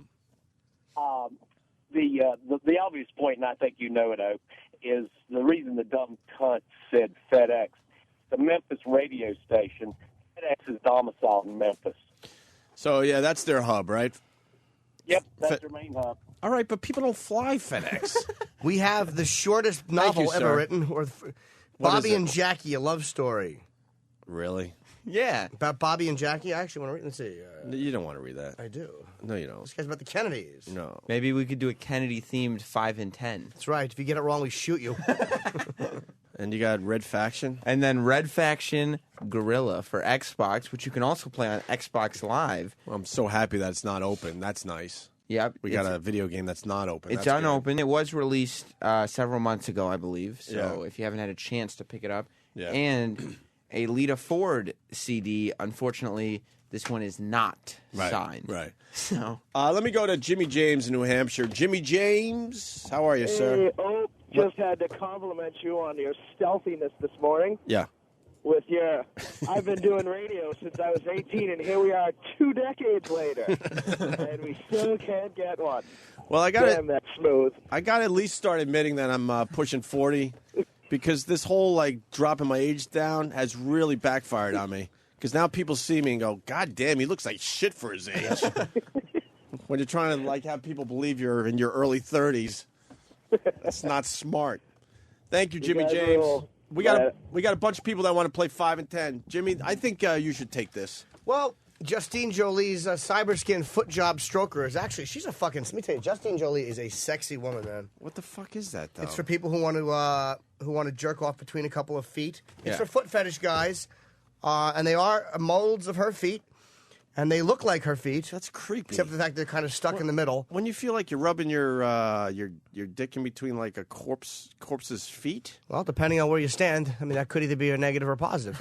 A lot of guys would like that. Or it would be more like a serial killer type thing where it's just 2 feet. Yeah, exactly. Jerome Brutus. There's no He would save body. their shoes. It's creepy. There's no body attached to that. No. but it does have the feet. It sure does. And they're connected at the, what's this called? Where do you put your penis? Between them. Yeah, which part? Right in the middle. In between the arches, I guess. You fuck the feet. You fuck the feet. Like where? Like the arches? Like here. Because her feet are together, okay? Yeah. They won't I guess smell you could use the 2 big toes if you really want to get creative. There looks like a spot where you could get your penis You in can there. get it right in there. Yeah, I see that, Sam. That's just creepy. Would you use that, Sam? Hell yeah.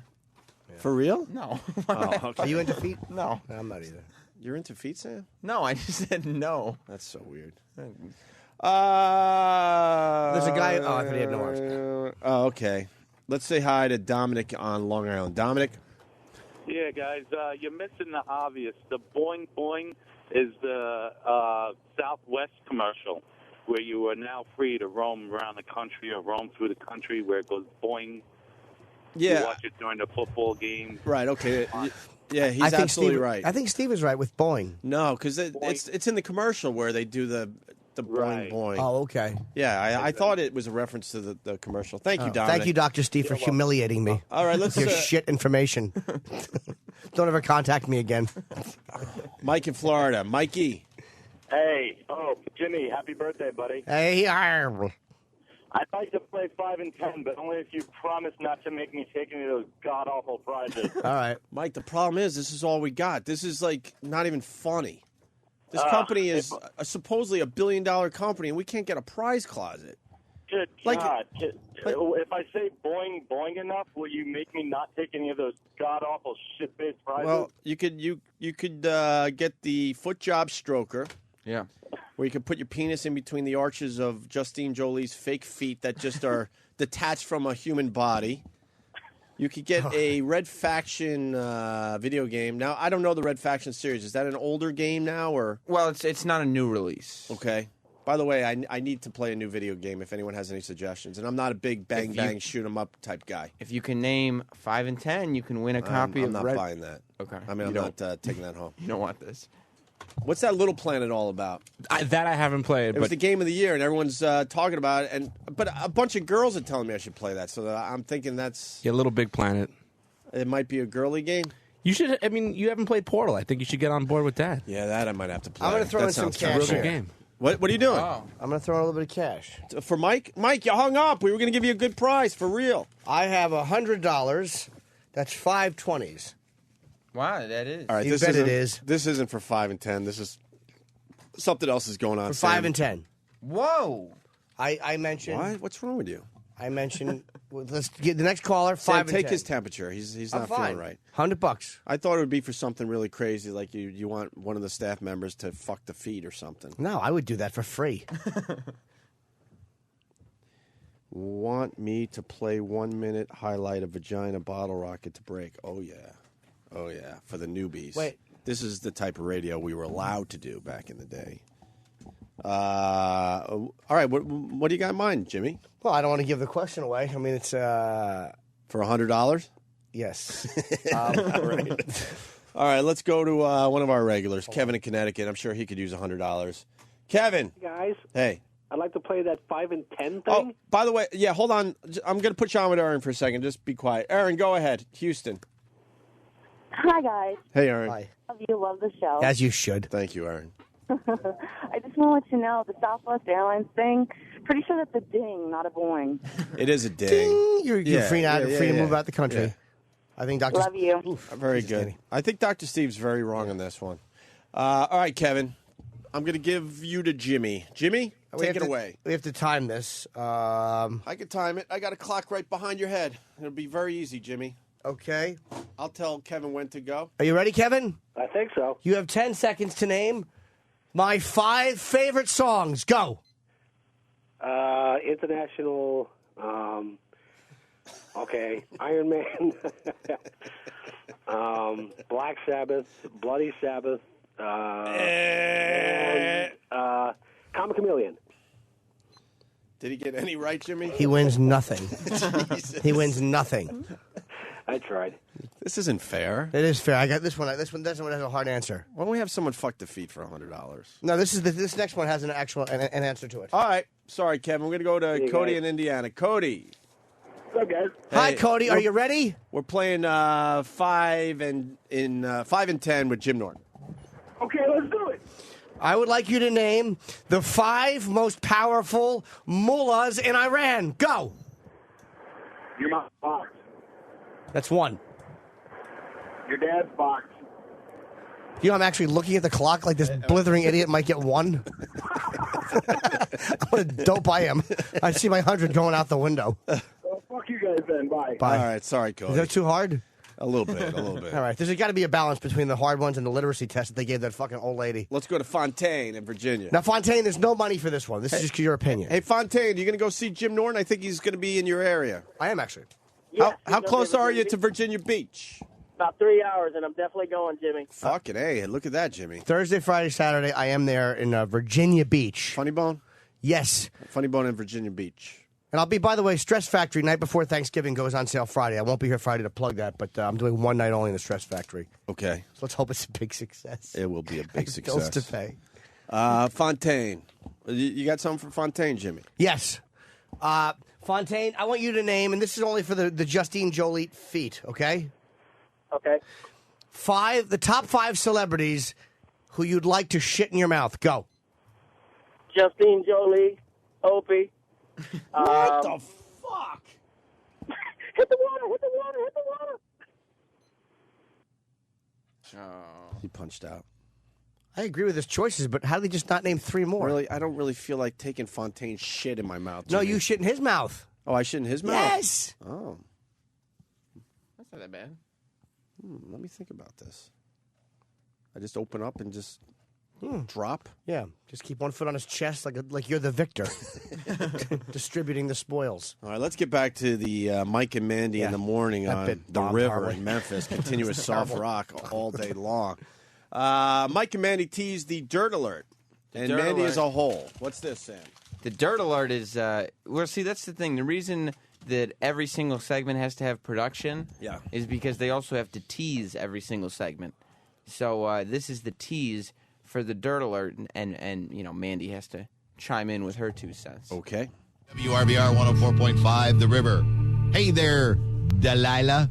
The plain white tees. Yes. People ask my wife all the time, hey, how does your husband Mike like working with Delilah? It's great. We love Delilah. One big happy family here.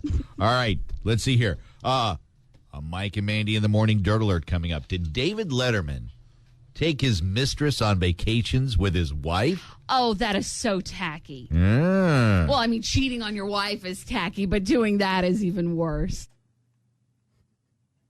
Is it? It is it tacky. worse? I mean, imagine how the wife feels, is all. I think that's what Mandy's saying. Jimmy, you think that's tacky? Bringing your mistress on vacation with your wife? No, it's smart.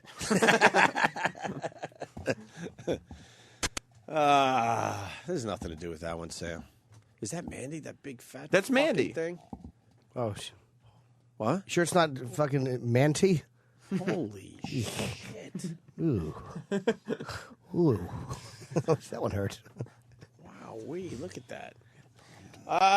The Dirt Alert. Finally, we get the answer to the big tease there? Yeah. All right, here we go. It's Mike and Mandy in the morning. Don't tell anyone. Dirt Alert. Yes. The New York Post reports this morning that David Letterman took his mistress, Stephanie Burkett, on vacations with his wife, Regina, and their son, Harry. That is tasteless. Now, obviously, Regina thought nothing of it at the time, especially since other friends and co-workers would come along, too. But looking back on it now, she's pretty upset. Now, the official line on Letterman's infidelities has always been that they happened before he and Regina were married and before Harry was born. Right. But it's starting to sound more and more like this affair didn't end until recently. Very recently. So that does make Letterman that creepy old man that you were all freaked out about. He is. He's a creepy old man. On a, but if the girl's willing to go She's along a with creepy little girl. it, on a Mike and Mandy in the morning Dirt Alert. I'd rather listen to this.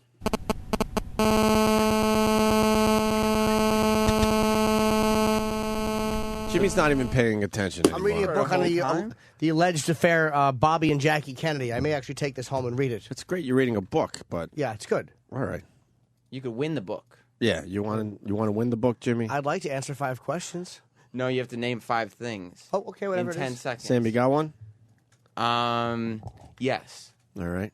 Jim, you have 10 seconds to name 5 watch manufacturers. Timex, and then there's Rolex, and then there's the big ones, the Geico, and then there's Meineke.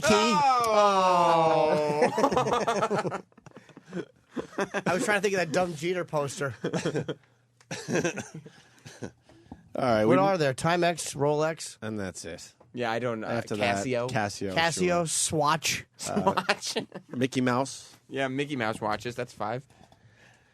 1 hour later, Mike and Mandy do the exact same story. Mandy reacts as if this is news to her. Yes. What is this? You know, we just heard the Dirt Alert. Yeah. That was the 7 a.m. Dirt Alert. Okay. 8 a.m. comes, and they do the exact same Dirt Alert as if it didn't happen at 7 a.m., and Mandy is once again surprised by the things being said. All right, let's listen to this. It's Mike and Mandy in the morning. Don't tell anyone. Dirt Alert. It's extra juicy this morning. Did David Letterman take his mistress on vacations with his wife? Oh, that's disgusting. The New York Post reports that David Letterman took his mistress, Stephanie Burkett, on vacations with his wife, Regina Lasco, and their son, Harry. Now, obviously, Regina thought nothing of it at the time, especially since other friends and coworkers would come along, too. But looking back on it now, she's pretty upset. I feel so bad for her. Well, the official line on Letterman's infidelities has always been that they were before he and Regina were married and before Harry, David's son, was born. But it's starting to sound more and more like this affair didn't end until recently.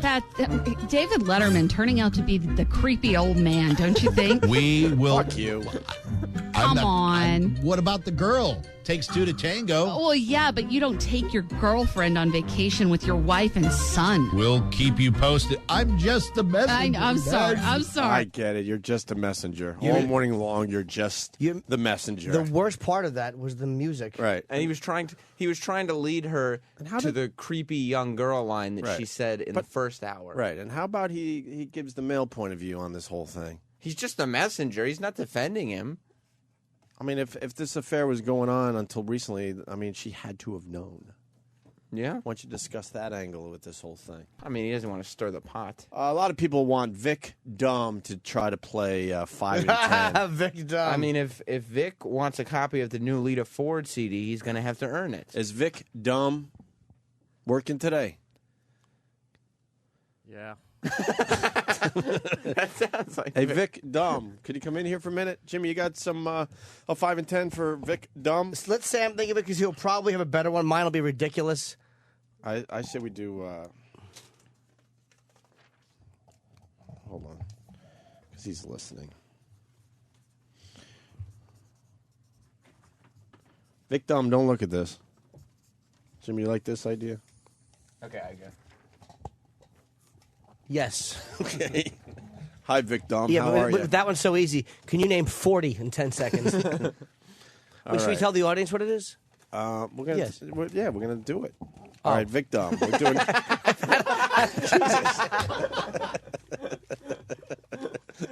Look, we're just making this up as we go along today. How do I not get this game? There's a last-minute sick call today. We're just trying to do the best we can. All right, Vic Dumb. We're playing 5 and 10. Got to name 5 items in 10 seconds. Okay. You have to name 5 delicious fast food items in 10 seconds. Go.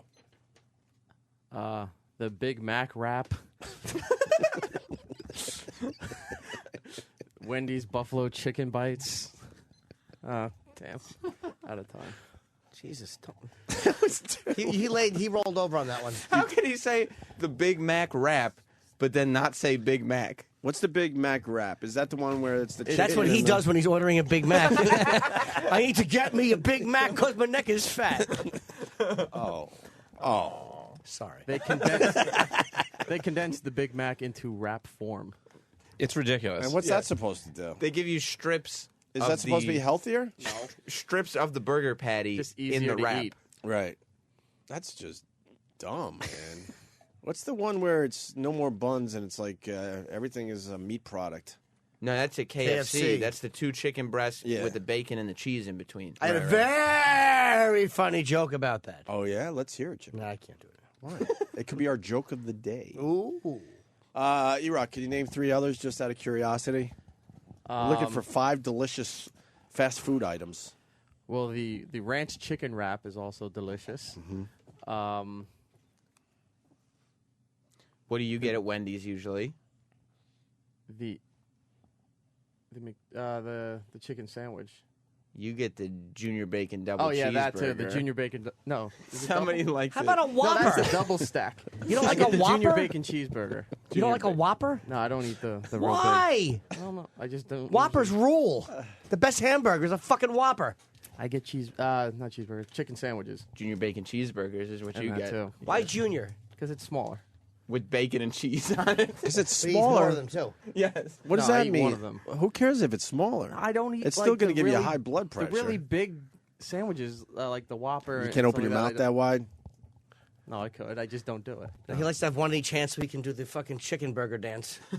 Is this okay to make fun of your food choices? Oh, that's fine. Or are you going to cry like another member of the staff? Oh, I know what you're talking about. Yeah. I never cried about that. Yeah, you have. Secretly behind the scenes. In the bathroom stall.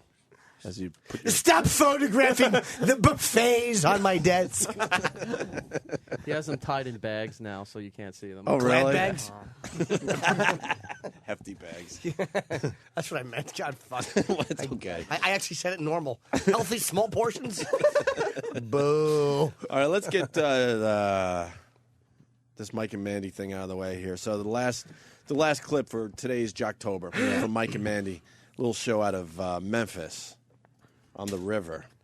It's 3 weeks away from Halloween. Luckily, Mike and Mandy have a song parody. Well, yeah. When we love song parodies. Yes, we do. When I was trying to figure out what show, the next show to do, as luck would have it, last Friday I just tuned in for the end of Mike and Mandy, and was able to catch a little Halloween song that they played at the end of their show.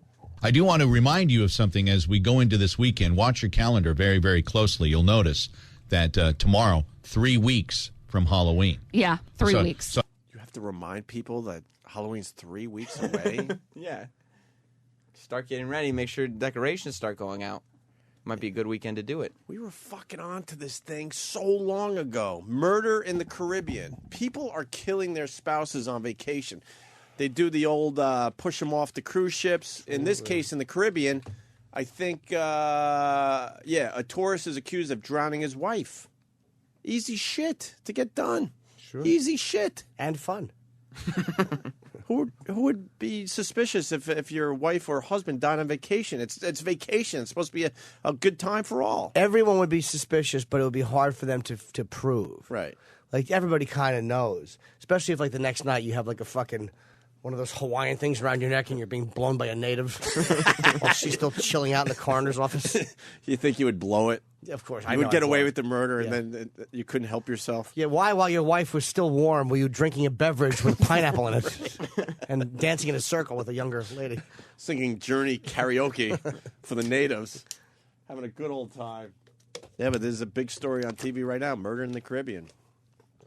I'm telling you, man, we were onto this thing early. When you hear about the people that are like, drown and stuff because they fall off the side of a cliff or something, come on. That's a pusheroo right there. Yeah. The person's going to be aware, like, holy shit, you're pushing me to my death. But, it's going to be too late for that person. Who are they going to tell? Exactly. Yell your name out on the way down to a rock? Yeah, the seagulls on the way down. Help me out here. I do want to remind you of something as we go into this weekend. Watch your calendar very, very closely. You'll notice that tomorrow, 3 weeks from Halloween. Yeah, 3 weeks. So I know what you think. Oh, well, I better rush to the grocery store and get my Halloween candy. Don't do that. Personally. I don't think that. I think this guy likes kids coming to his door. Well, Got to get prepared, right, Uncle Paul? Sure do. I dress up as an older man whose pants were stolen. And you get away with that? I do. The kids come. They're like, what are you supposed to be? I'm like, my pants were stolen. You come in and help me find them. Some candy. Do they come in and find the pants? Sometimes they do. Do they find the pants? Unless their mothers are there. And then what happens? Nothing. Nothing? I just say, I don't have no candy. I like Angry Uncle Paul. People love. I got so many tweets. Yeah. People really liked Angry Uncle Paul. From yesterday? I've been doing that for years. Tell that lady. Yeah, tell that lady to shut up. I used to always do that with my girlfriend. Like, Uncle Paul was always nice, but whenever she would eat sweets, that's when he would get very angry. He was very selfish. If she had candy, he would always take it. And do what? Gimme! Just eat it. Because he's all selfish.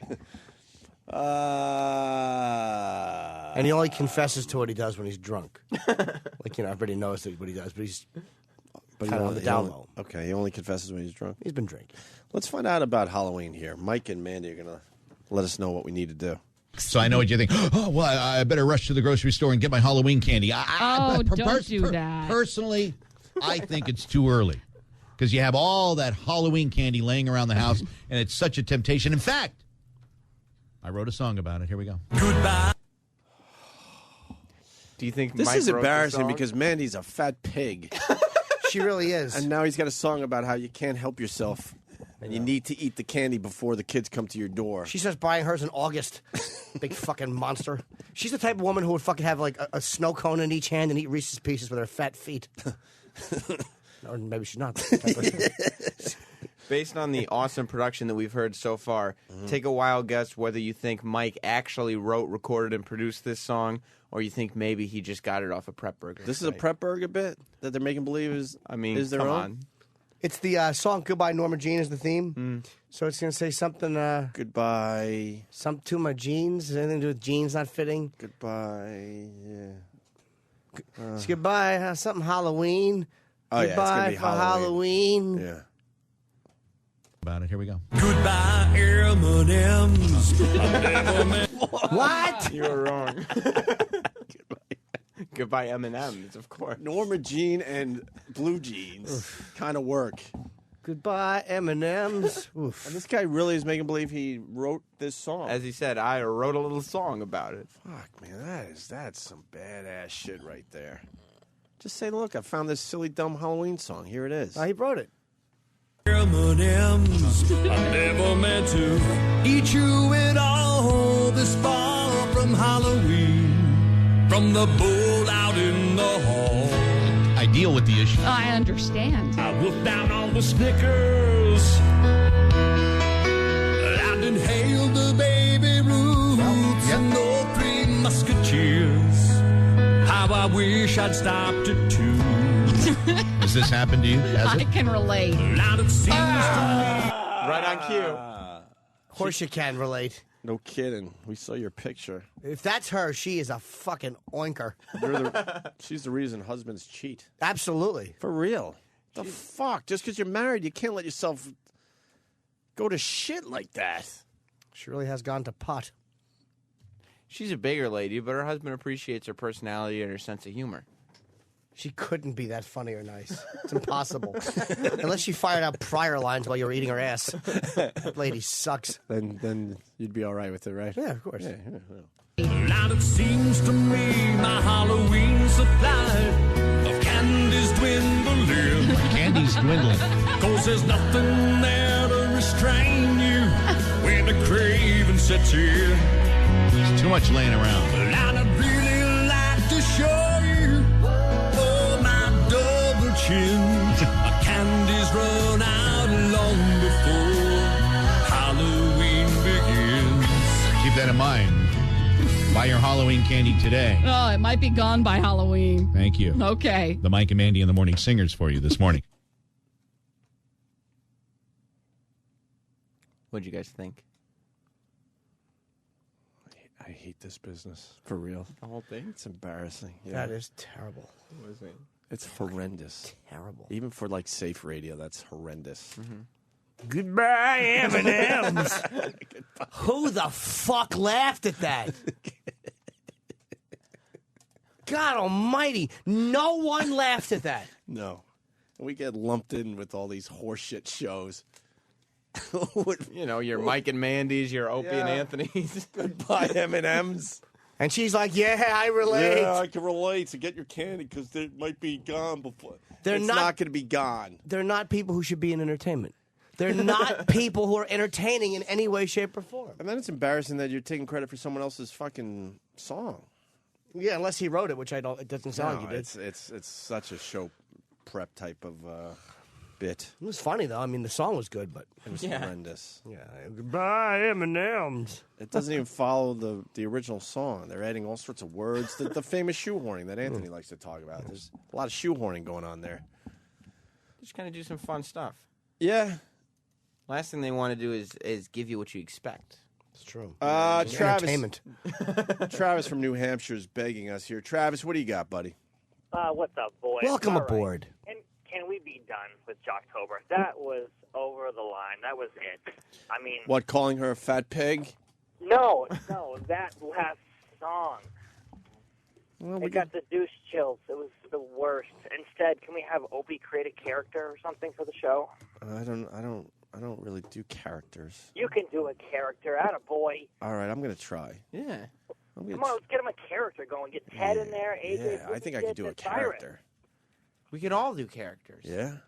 Let's. We can all do characters. That's great. That's a good character. I'll call in and I'll give you guys characters, and we can all just do characters. You know what? You know what? We are making it up as we go along today. We could have said fuck you all and went home early. We could have just went home. But we said, you know what? We need to be here today. For Mick Foley. For Mick Foley, who's coming by, and some fucking... John Shaw. Ugh. What is he going to do for us today, Sam? He does a very good stunt show at the Headless Horseman Haunted Hayrides and Haunted Houses. Did we have him in before? Yeah, we had him in at CBS, and we did the walkover. Why don't I with him. remember? He ate glass on the corner of 57th Street. Why don't I remember I do remember this? that, actually. Yeah, he ate light bulbs. Could you eat a light bulb today? I don't know how is the problem. I wouldn't even eat steak. He'll teach you. By the way, What? can someone explain why on Imus they have the screens behind them, but there's constant motion?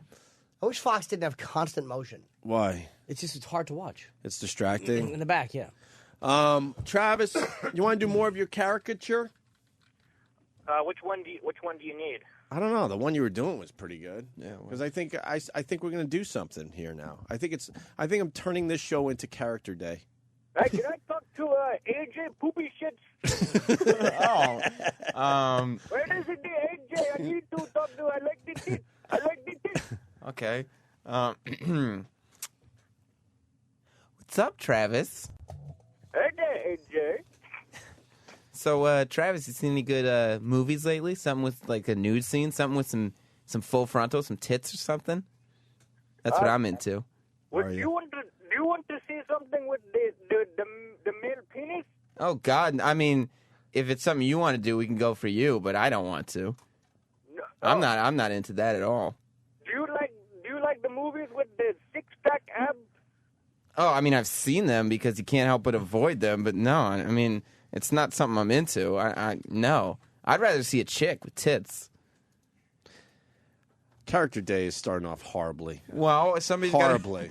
Travis, your bit is not doing well. Somebody's got to join the party. I want this to turn into Character Day on the Opie and Anthony show because we're making it up as we go along. We could do Character Day until Mick Foley gets here, and then some Halloween hack is going to be in here to do a few things for us. He's pretty good. Is he pretty good? What is he going to do for us today, Sam? I don't know. I saw him on the weekend, and he lifted up a paint can full of water hooked onto his eyelids. Oh. That shit is crazy. Fuck. All right. Yeah. All right. He had some lady in the audience hammer a nail into his nose. Ah, that's hack. Yeah, but some lady did it. How is that hack? Yeah. The nose thing is so hack. How? Because there's like a hole. It was explained to me. We had the guy up in Boston that came in all the time. I really liked the guy. He was a good friend of the show.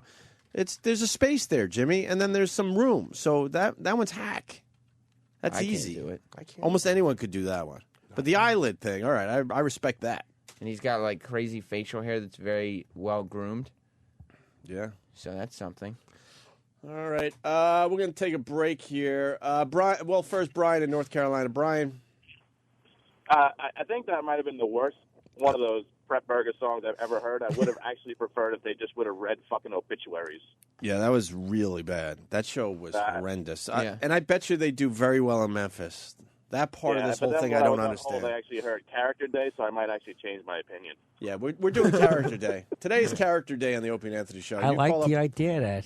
You're not a character, Uncle Paul. That AJ Poopy shit. Oh, you like AJ? Sure do. That kid's got pizzazz. AJ, you like Uncle Paul? It's Character Day. Yeah, I mean, he's a cool guy. He's got some great ideas. Maybe we can hang out sometime. Uh-huh. I like that. Teach you how to make the older people happy. I mean, I'm all for making people happy. I mean, as long as it's cool, you know. Yeah, it'd be cool. What do you want him to wear there, Uncle Paul? You got a skate? No, I mean, I'm a dude. What would I do with a skirt? I mean, if you want to do a costume thing, we could do it. But I mean, like the Scottish people. Oh, a kilt or something? Yeah, we could do a kilt. Okay. They don't wear anything under them, you know. Yeah, I heard. Oh, Uncle Paul. He's cute. We're going to take a break. But see, Danny found how they do the nail trick.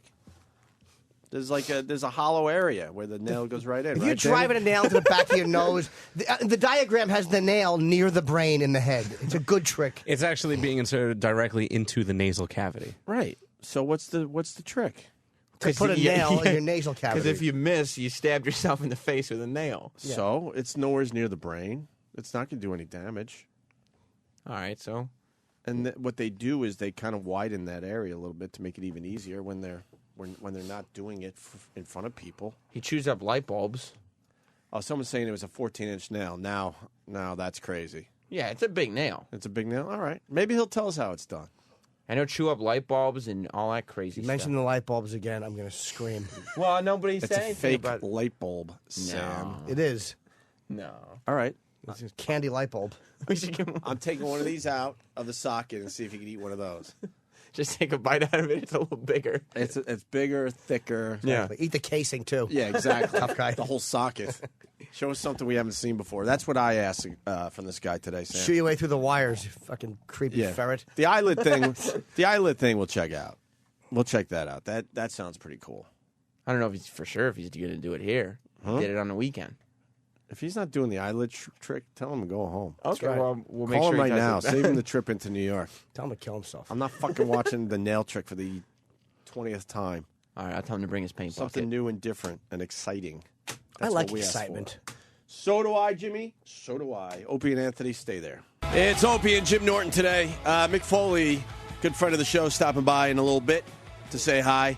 What is he promoting? The Bound for Glory on TNA, live this Sunday at 8 p.m. on pay-per-view. Oh, he's promoting a wrestling thing? I think so, yeah. Okay. He loves it. He loves that wrestling. Yes, he does. And I got a Ron and Fez spy report. Mick Foley was just on Channel 11 Yes, he was. talking to Jill. With his mullet.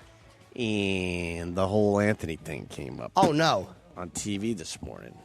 This is how it went down. I got to quickly bring up something. Mick Foley is responsible for hooking me up with one of my ex-boyfriends. If it wasn't for him, I have to thank you until he cheated on me. Mick, so anything you want to say? I mean... I'm so sorry, Jill. He feels bad.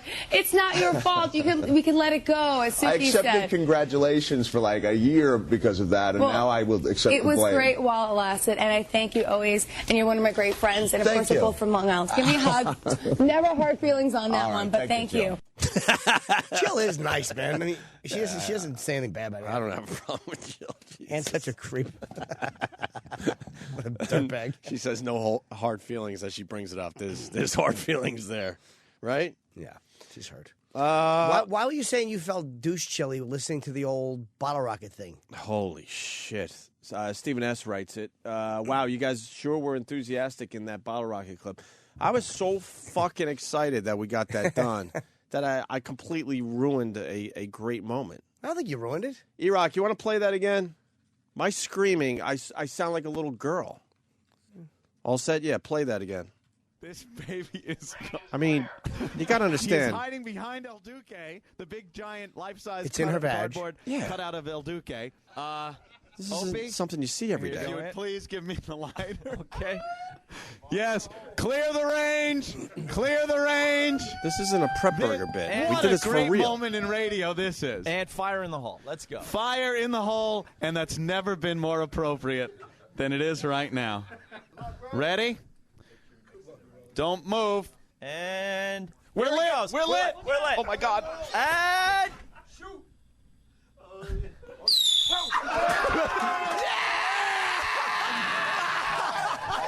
So far, I don't mind it. Oh, my God. It was beautiful. It was beautiful. She fired a bottle rocket out of her most intimate of areas. Fantastic. Fantastic. We have a go, Mission Control. Holy cow! Wow! The vehicle has left the vagina. Wow! I want to go home.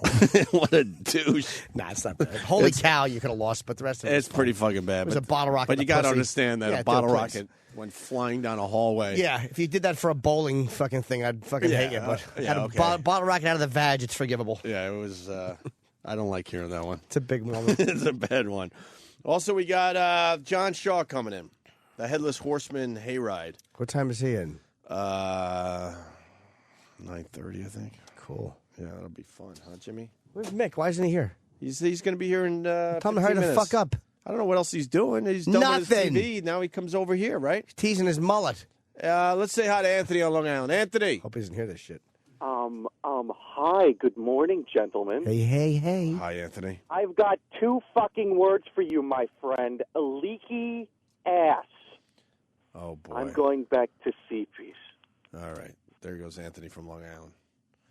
We don't need to bring that up now, do we? Jimmy, got a great story here. A man attaches weight to penis to try to stretch it out. Cool. Gets it stuck for 3 days. Was that in like the weight thing? I think I remember this. Oh, he put in the hole of the plates? I don't know. No. It was like one of those things that can goes around. I don't know how he did it. He got stuck in something, I think. Would you ever try to stretch your penis out? Not manually. Everyone's calling me the hole. I can't even argue it. That was bad. That's all right. That was bad.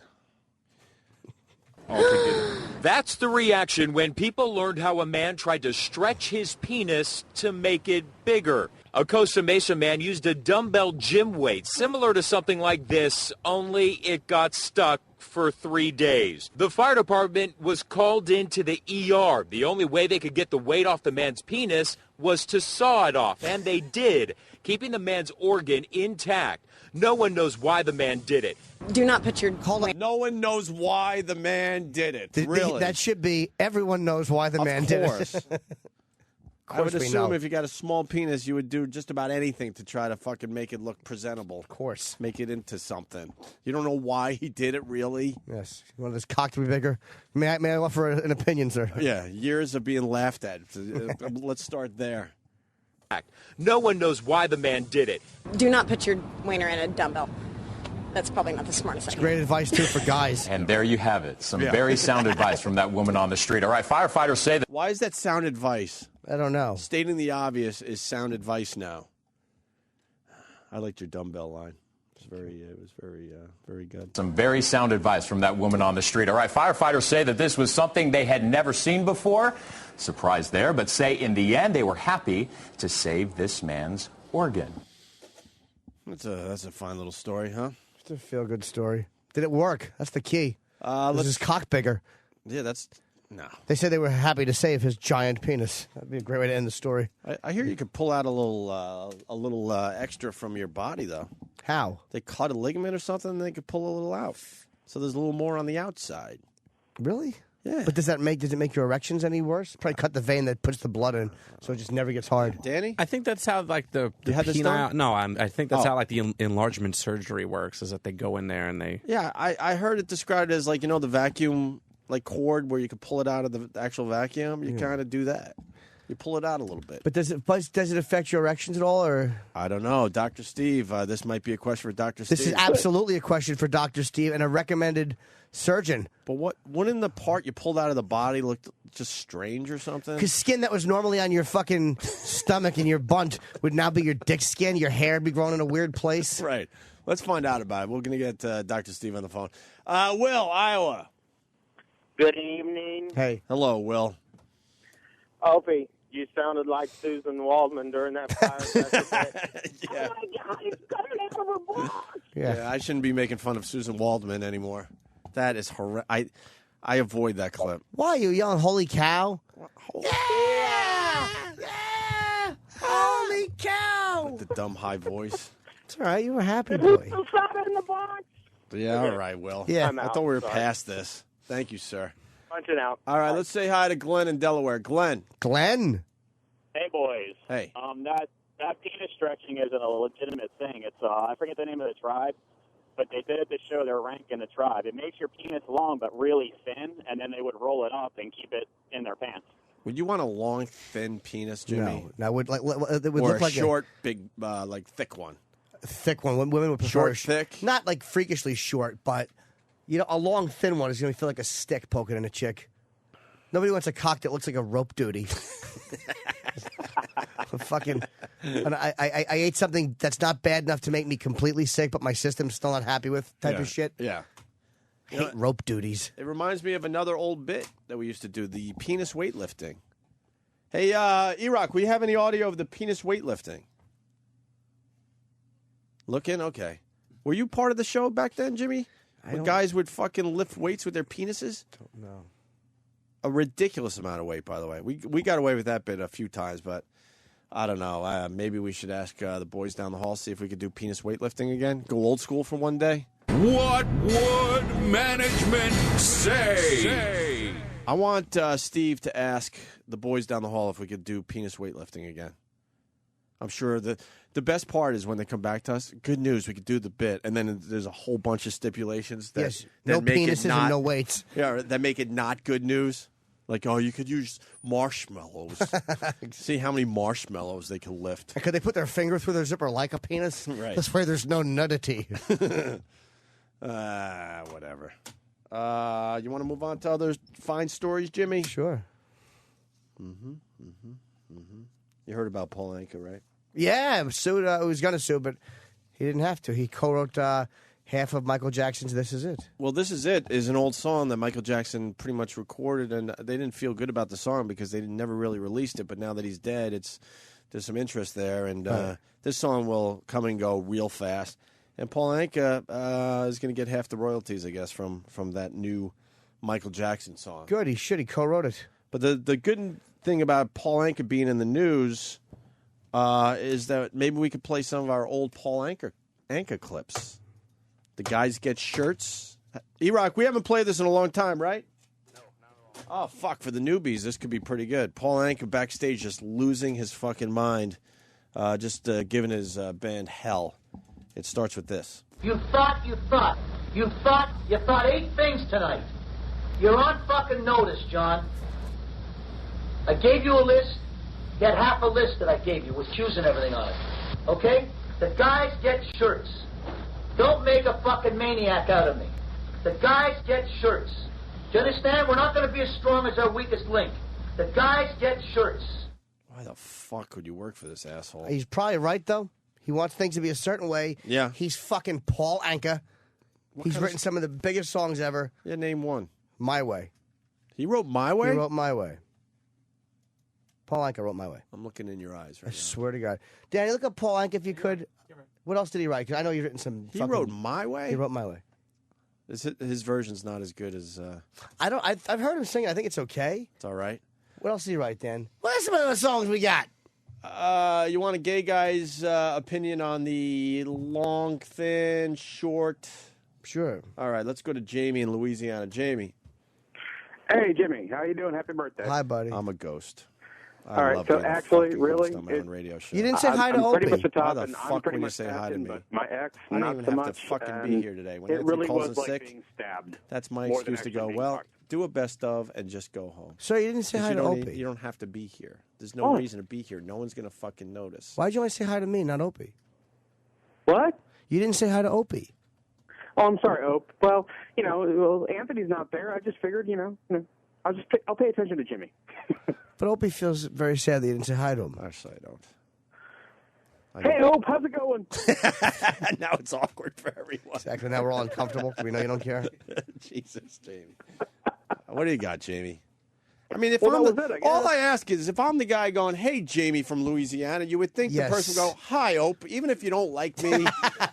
I understand people don't like me, but if the person is saying, "Hi, Jamie," Honest, Ope, I did it's actually nice to try just be hear a once, and you just "Hi, didn't Ope," put and then something move up. on to the I was guys you trying to like. be nice. It's the basics of a phone call. That's all I'm asking. I'm sorry.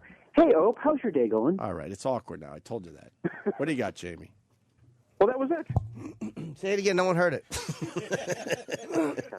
Fine. No, do you like the thin, long penis or the short, thick one? We really didn't. Oh, he's gone Can we now? hear from women, please? What kind of cock do you want? Luckily, I have both.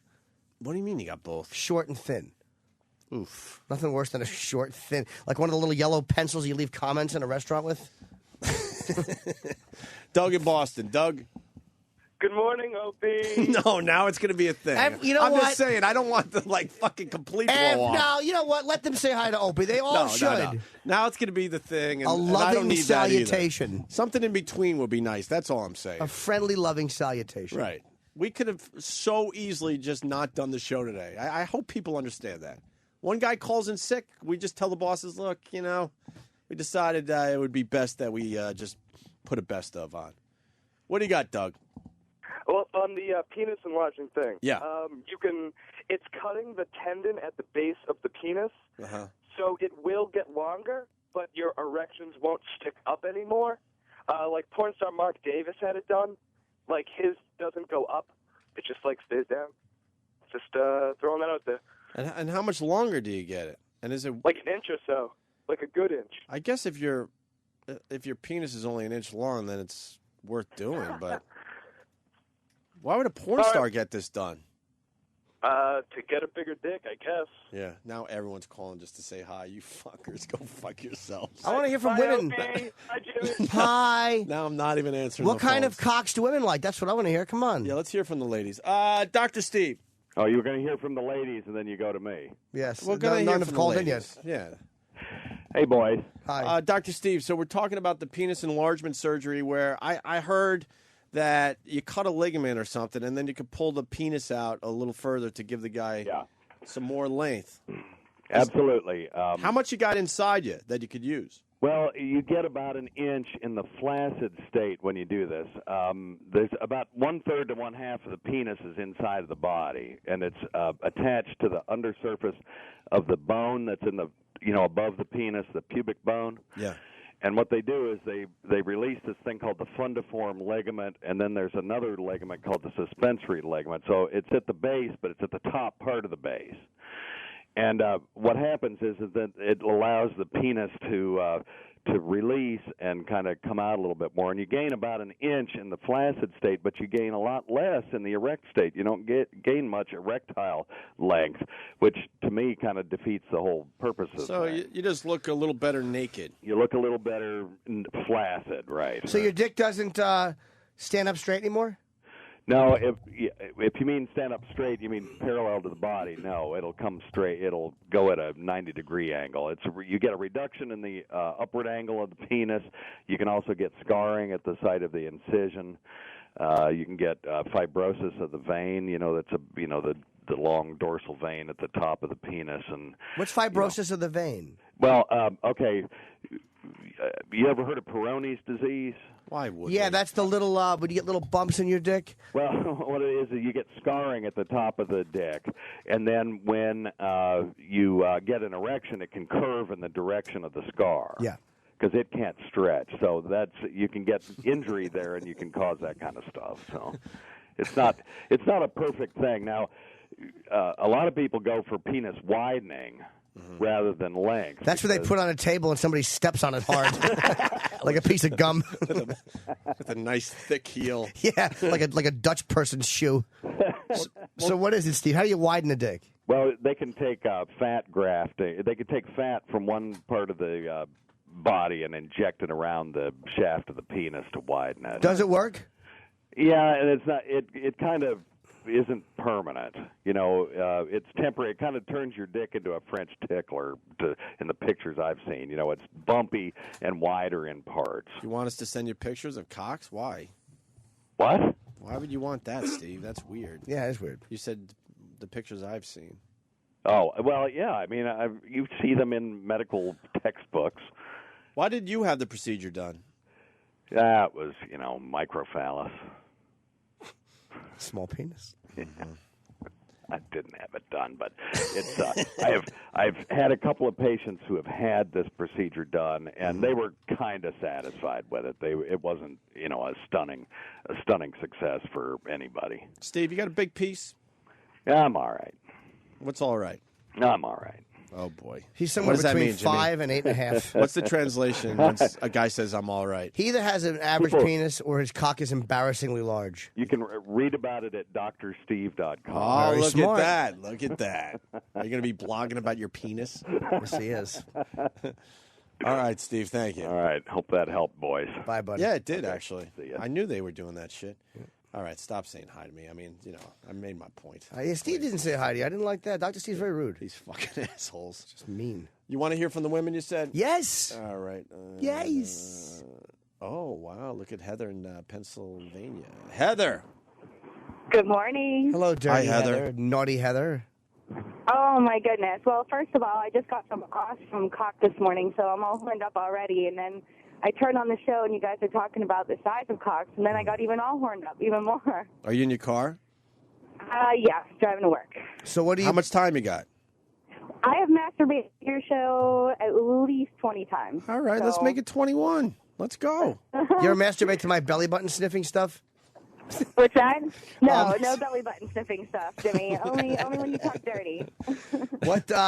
Could you get off for us today? Because then I go home with a highlight, and then I know I did my job today. I mean, I can certainly do it. I've always wanted to do. I always wanted to fuck on your show, but I never could do it. Well, you got anything you could shove in you right now? A finger. Now, where are you? I am in Harrisburg. I'm driving on 83 South. Oh, you're driving, Yeah, aren't you? I actually see a lot of wows on. Yeah, the WoW sticker thing is starting to take off again, which is nice. They're doing a very good job with that. And did we lose Heather? Heather? Dirt. Oh, her phone's crapping out. Heather, your phone's crapping out. What kind of cock do you prefer, longer and thinner or short and thick? I like a nice medium, but like the girth is great, but it also has to get pretty hard. But a lot of Jimmy, like if I had sex with Jimmy, I'd come like 4,000 times for you. You're just you turn me on. Oh, thank you. The real Jim Norton at Gmail. Oh my goodness! I wanted to send pictures before, but I don't know. I consider myself fairly average. I'm a pretty girl, but I'm not like a 10. Like Neither am I. Like you guys. We're 2 5s. Let's be a 10 together. Sounds good to me, Jimmy. So wait, do you shave? Well, let's get her to. I do. Heather. I do. I like to leave a little sometimes, Okay. like this little runway, and sometimes I like to go all the way bald. Heather, can we get you to do a little something or what? I can try. The school bus coming up in front of me might. Well, she's might driving. enjoy it. Let me see here. Would you say that? Hold on, important stuff here. Would you say that your lips are larger or are they smaller? Oh, Jimmy, you'd love my lips. I have big fat lips. You would love them. I really would. I love big fat lips. I want to see know them. you do. You would love them. Can I see I 'em? always tell my man. I could send you a little pic. Yeah, send me a I can send you picture a little pic. to my email. I'd love to see them. Oh yeah. Certainly, I can do that for you. But I always tell my boyfriend I like just suck on these big fat lips, and and I never even realized I had big lips, Jimmy, until you talked about it and how much they turn you on. They're not huge, Yeah. but they're meaty, like you. I like meat. Can you see them like if you wear like a white bikini bottom? Can you kind of see like a bulge? A little bit. It's I like not, that. It's not like a huge camel toe or anything. I mean, you can definitely see a little bit of definition. Oh, I fucking like that's so sexy. Like to kiss that? them through the panties. Like that, right, Jimmy? You're like that? That's the. I'm looking at a picture right That's now. nice. White shorts with big fat lips, camel toe. I It's like that. It's I a also Homer Simpson mouth. I like when it's also like when it's just a thick pile, like just thick and meaty. Just a bunch of roast beef I piled up. Fucking love that. Hey, yeah, and Heather, why don't you? We would love to. Well, she's driving, so it's got to pull over. No, she doesn't. Fuck that, right, No. Heather? You're a Oh, pro. no, I got skills. Yeah, she's got skills. I've done this before. Not on the phone, though. Not on the phone. So why don't we give it a shot? Then I go home with a highlight today. Well, let me get over in the right lane so I don't piss off Anthony or anybody else who may be driving in the left-hand lane. So I may have to put my cruise on. Can I say something that Steve just sent me? Yeah. He goes, shit, I meant to get this out on the air. For every 35 pounds of weight loss, you gain an inch of penis size. Best way to penis enlargement. That's 35 pounds, though. That's a real commitment. 35 pounds? Right. So Bob Kelly could actually gain 10 inches of dick. I was waiting for that. Right there, boom, you lose some weight, you get a bigger dick. Boom, got your coffee, your Magnums. Let's see if Heather could get something done for us. We need one highlight today. One highlight. Oh, I'm already getting started. Ooh, Jimmy. So you have the skirt on or jeans? I'm a therapist. I work in rehab, so I wear athletic gear. Athletic gear? Yeah. Which is what? I've got yoga pants on, like Puma yoga pants. Are they tight fitting? Yes. Okay, Yeah, but cool. she could get to her, Yeah, so you have she your could hand get down to your the- panties? She could get to her spongy area.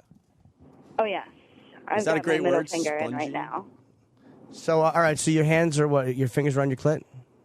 I've got my middle finger just massaging my clit a little bit, and I add a little pressure, and then just slide it down, like right inside. Oh my gosh, my voice is all shaky. Why are you shaking? It's really sexy. You're not driving, are you?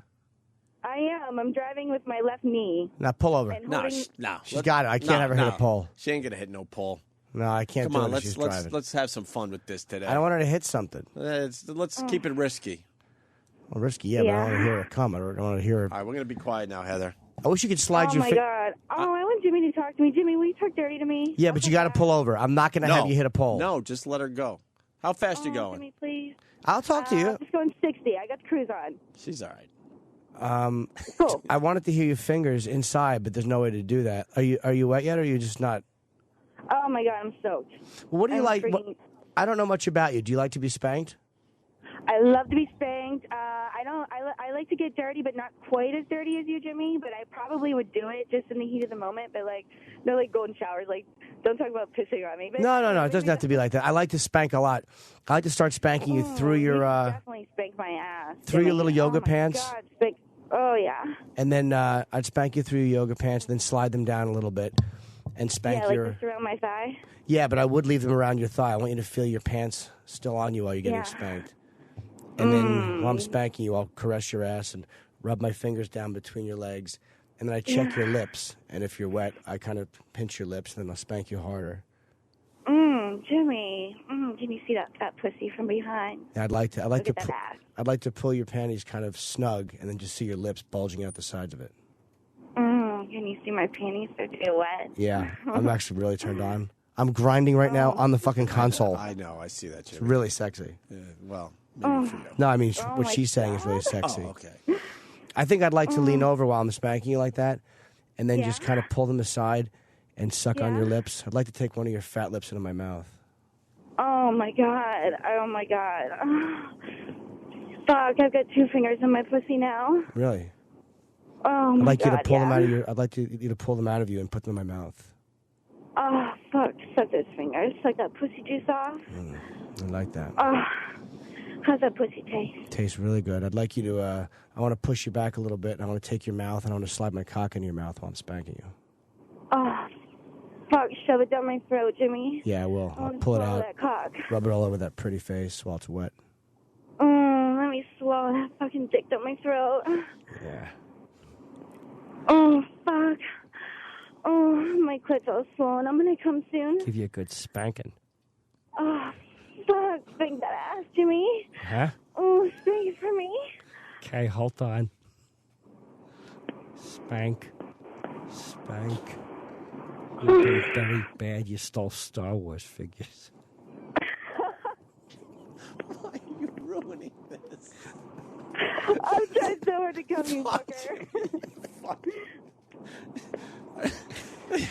We haven't had one of these in a while. No, Come go on. ahead. Come on, let's see if we can get this done. You fuck. I'm going to give you quite a spanking, madam.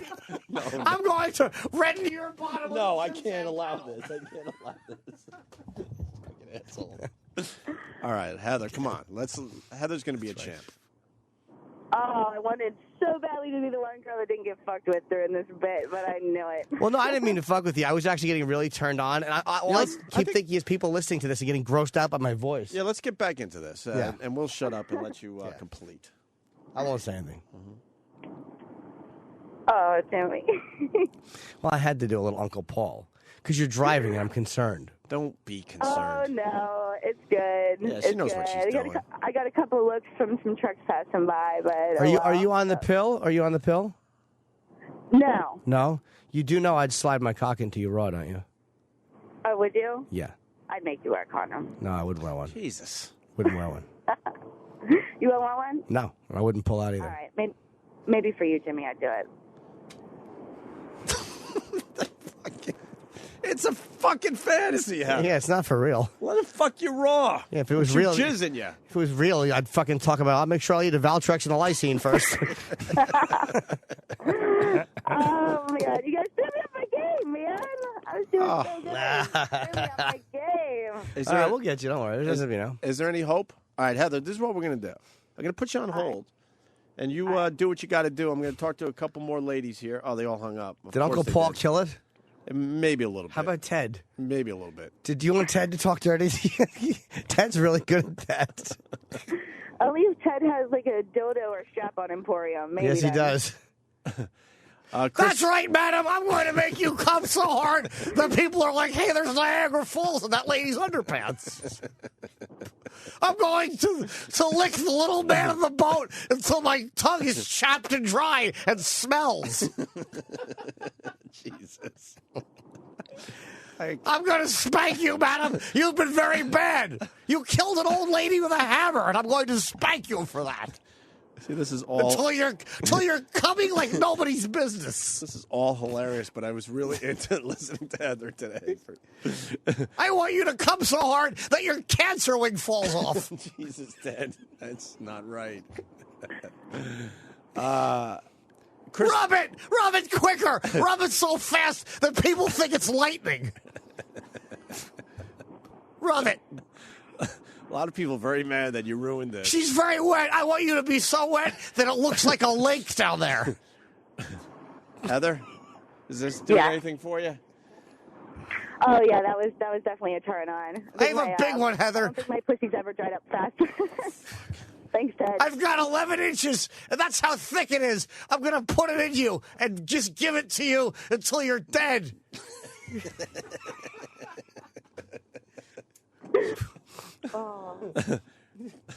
Ted, think of others. Yeah. Think of others. Okay. Kristen from St. Louis, she writes, well, fuck, I was on hold to talk about cock size, but would feel inferior after this, so I hung up, dumb bitch. But that was way hot. So you're getting compliments from the ladies there, Heather, too. Oh, fantastic. And then you got a guy, Mike. Hold on. Mike is from Harrisburg. Mike's on 83. Mike, what do you got? Hey, I was just heading to work, getting ready to go on 83 North. I had to make a U-turn to head to 83 South. Yes. Not hey, what's up, Mike? anything, though. Would you masturbate for Mike there, Heather, if you saw him on the road? Oh, I certainly would. I'd show him some love. I'm heading to New York. Hey, Heather, do you know where any church is at? Where what church? You know where there's any churches at? No, I don't.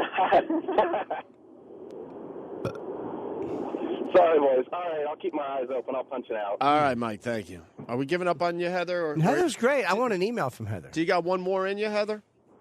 I got about 5 or 10 minutes. I can give you a little love. Okay. All right, Jimmy, let's see if she can get this done. All right. Looking for one highlight today. One highlight from this goddamn show. Mick Foley coming in a few minutes, and John Shaw from the Headless Horseman Hayride. So we're going to have a big finish to this show today. All right, Heather.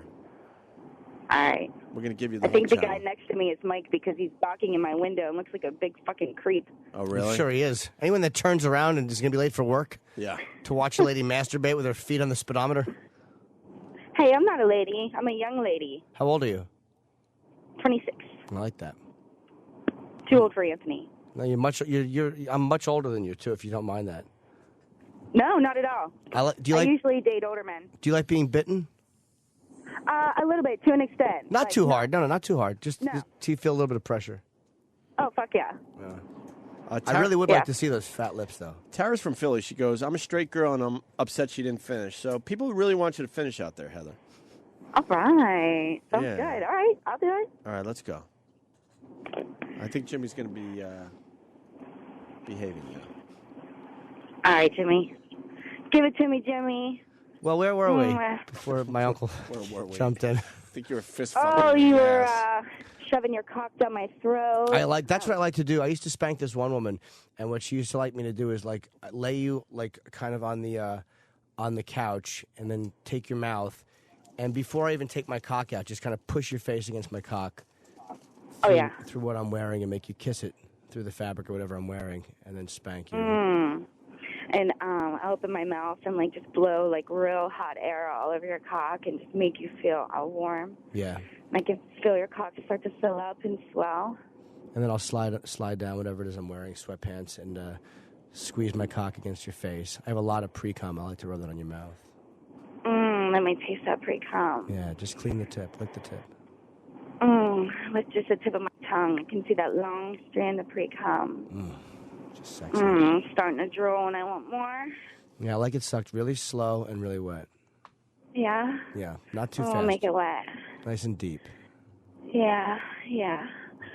I've got 2 fingers back in my pussy now. I'd like to hear that. Oh, so fucking wet.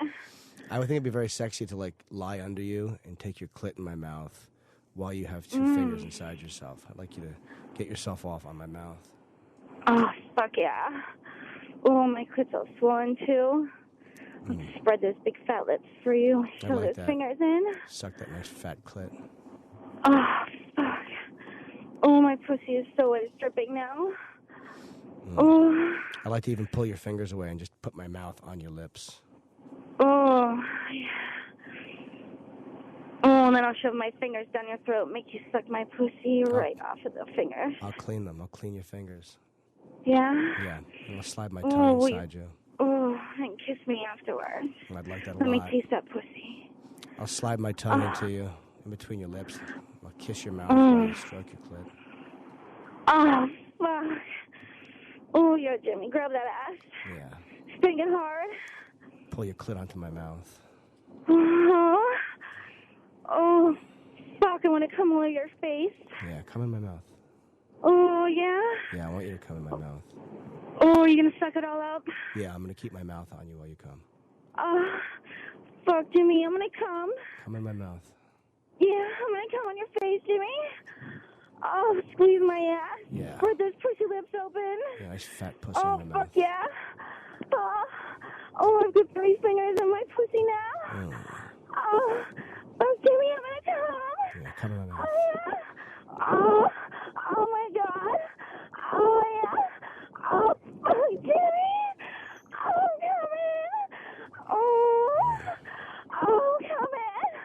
Holy fuck, Jimmy, I'm coming. Oh, yeah.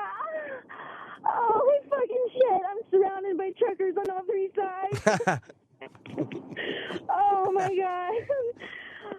My entire body is shaking, Jimmy. I just come so fucking hard. I just came so hard. That is very sexy. I really am picturing those nice fat lips in those pants that you're wearing, and I know that if I pulled them up a little bit, I could see the outline of the lips. That's really sexy, Heather.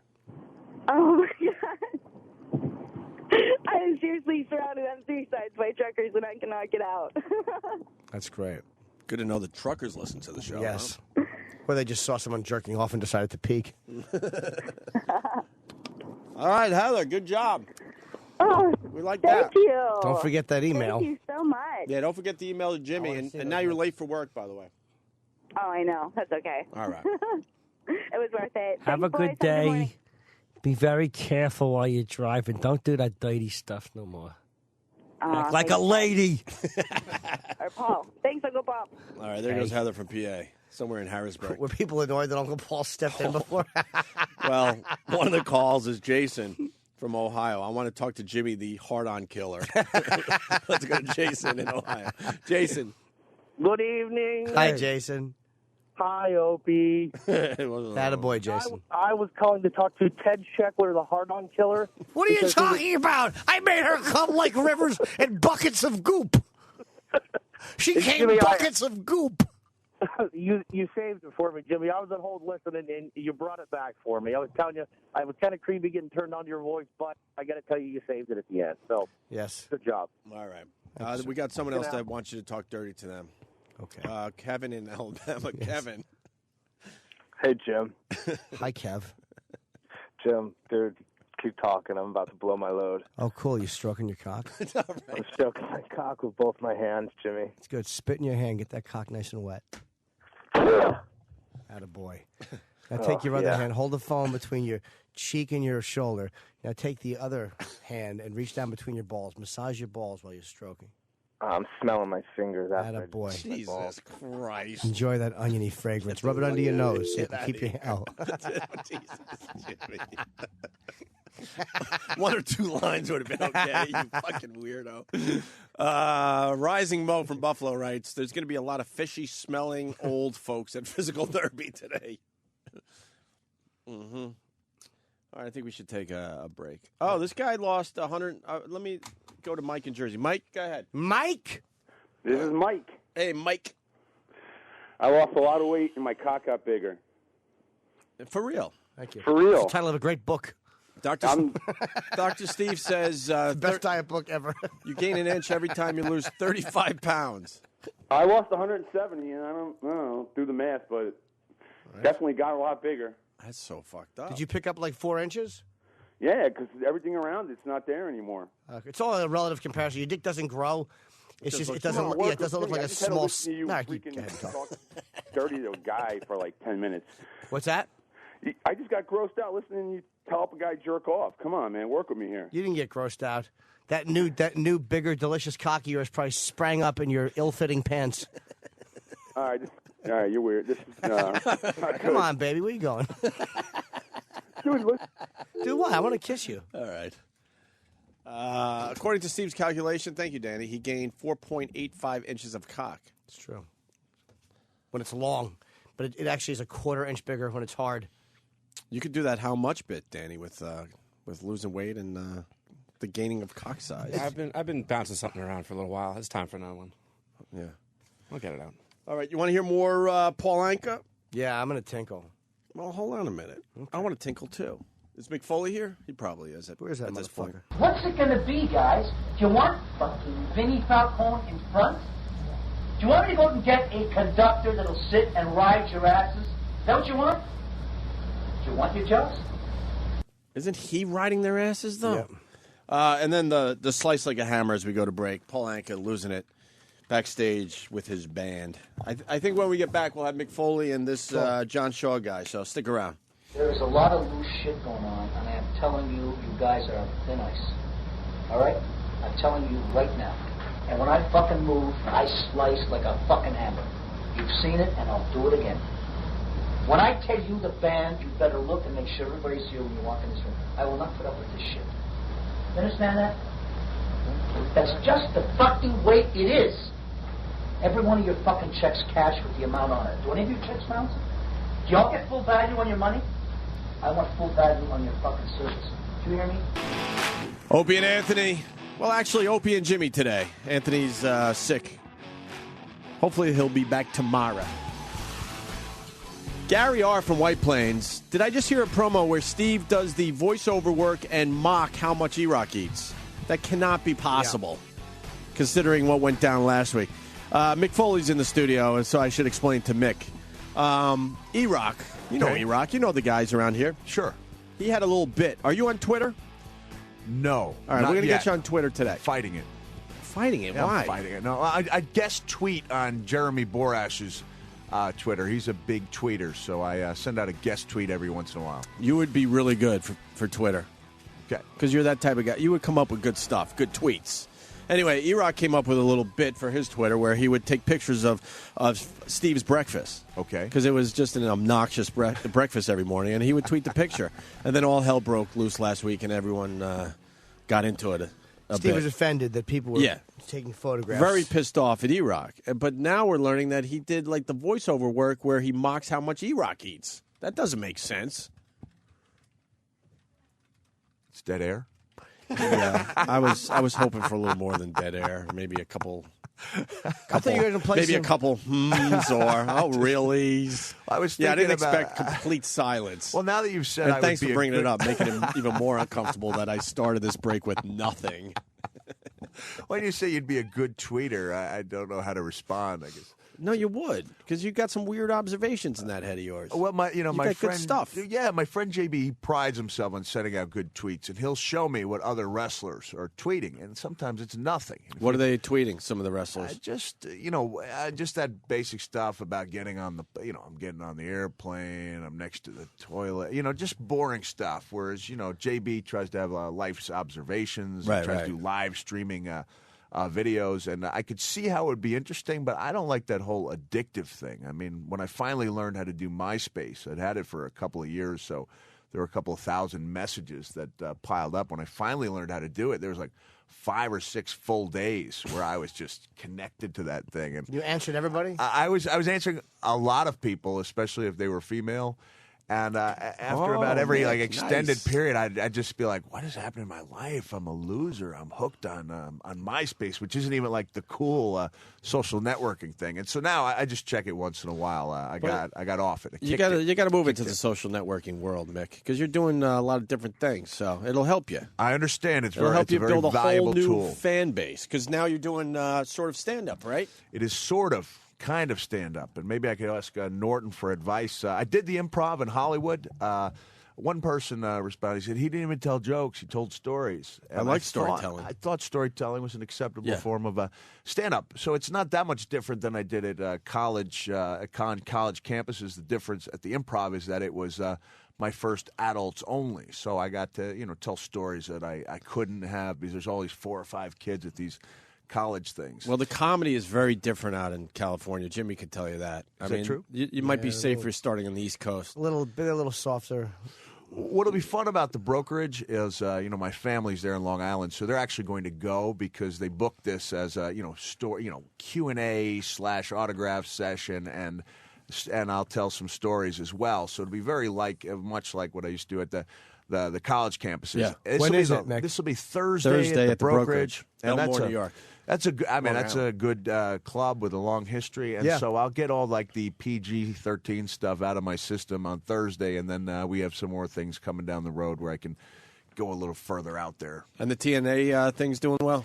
Very well. Yeah, we've got our big show coming up. Ratings are very good. They just signed a new 3-year deal with Spike, so everybody's happy. And now the challenge is, how do you expand upon just being a successful TV show? Mm-hmm. And so this is our biggest pay-per-view of the year, and we're hoping that it's a big, commercial and artistic success. I'll do my part. I've got a wild anything goes match called a Monsters Ball against a guy let's named... talk about that. Sure. I think it was 5 years ago you said I was done with wrestling. I think it was 5 years ago. 10 years ago. 10 years ago. But then again, that was when I came on. I said I was going to be a novelist, right? And there's only one problem when you're a novelist and nobody buys your novels. Right. And I realized, hey, I could spend several hundred hours by myself in solitude, pouring my heart out on the written page, or I can do a comeback match a couple times a year and make better money. Just don't turn into, what's his name there, Mickey Rourke. No, man, what a brutal portrayal that was. Yeah, no. Pretty real, though, right? Oh, and a lot of it. Yeah, they really hit it, that character on the head. There were some guys would say, there was nothing like that. And I would say, trust me. Nothing like that. We interview the old guys. They come in here. We got the Iron Sheik coming in on Friday with one of the Bushwhackers and one of the Demolition guys. Yeah, especially if we they see these guys at the end of their lives, not just at the end of their careers, and they're still trying to do it. And everybody's been on a show similar to the one that Mickey Rourke was at, the Legends Convention that nobody attended.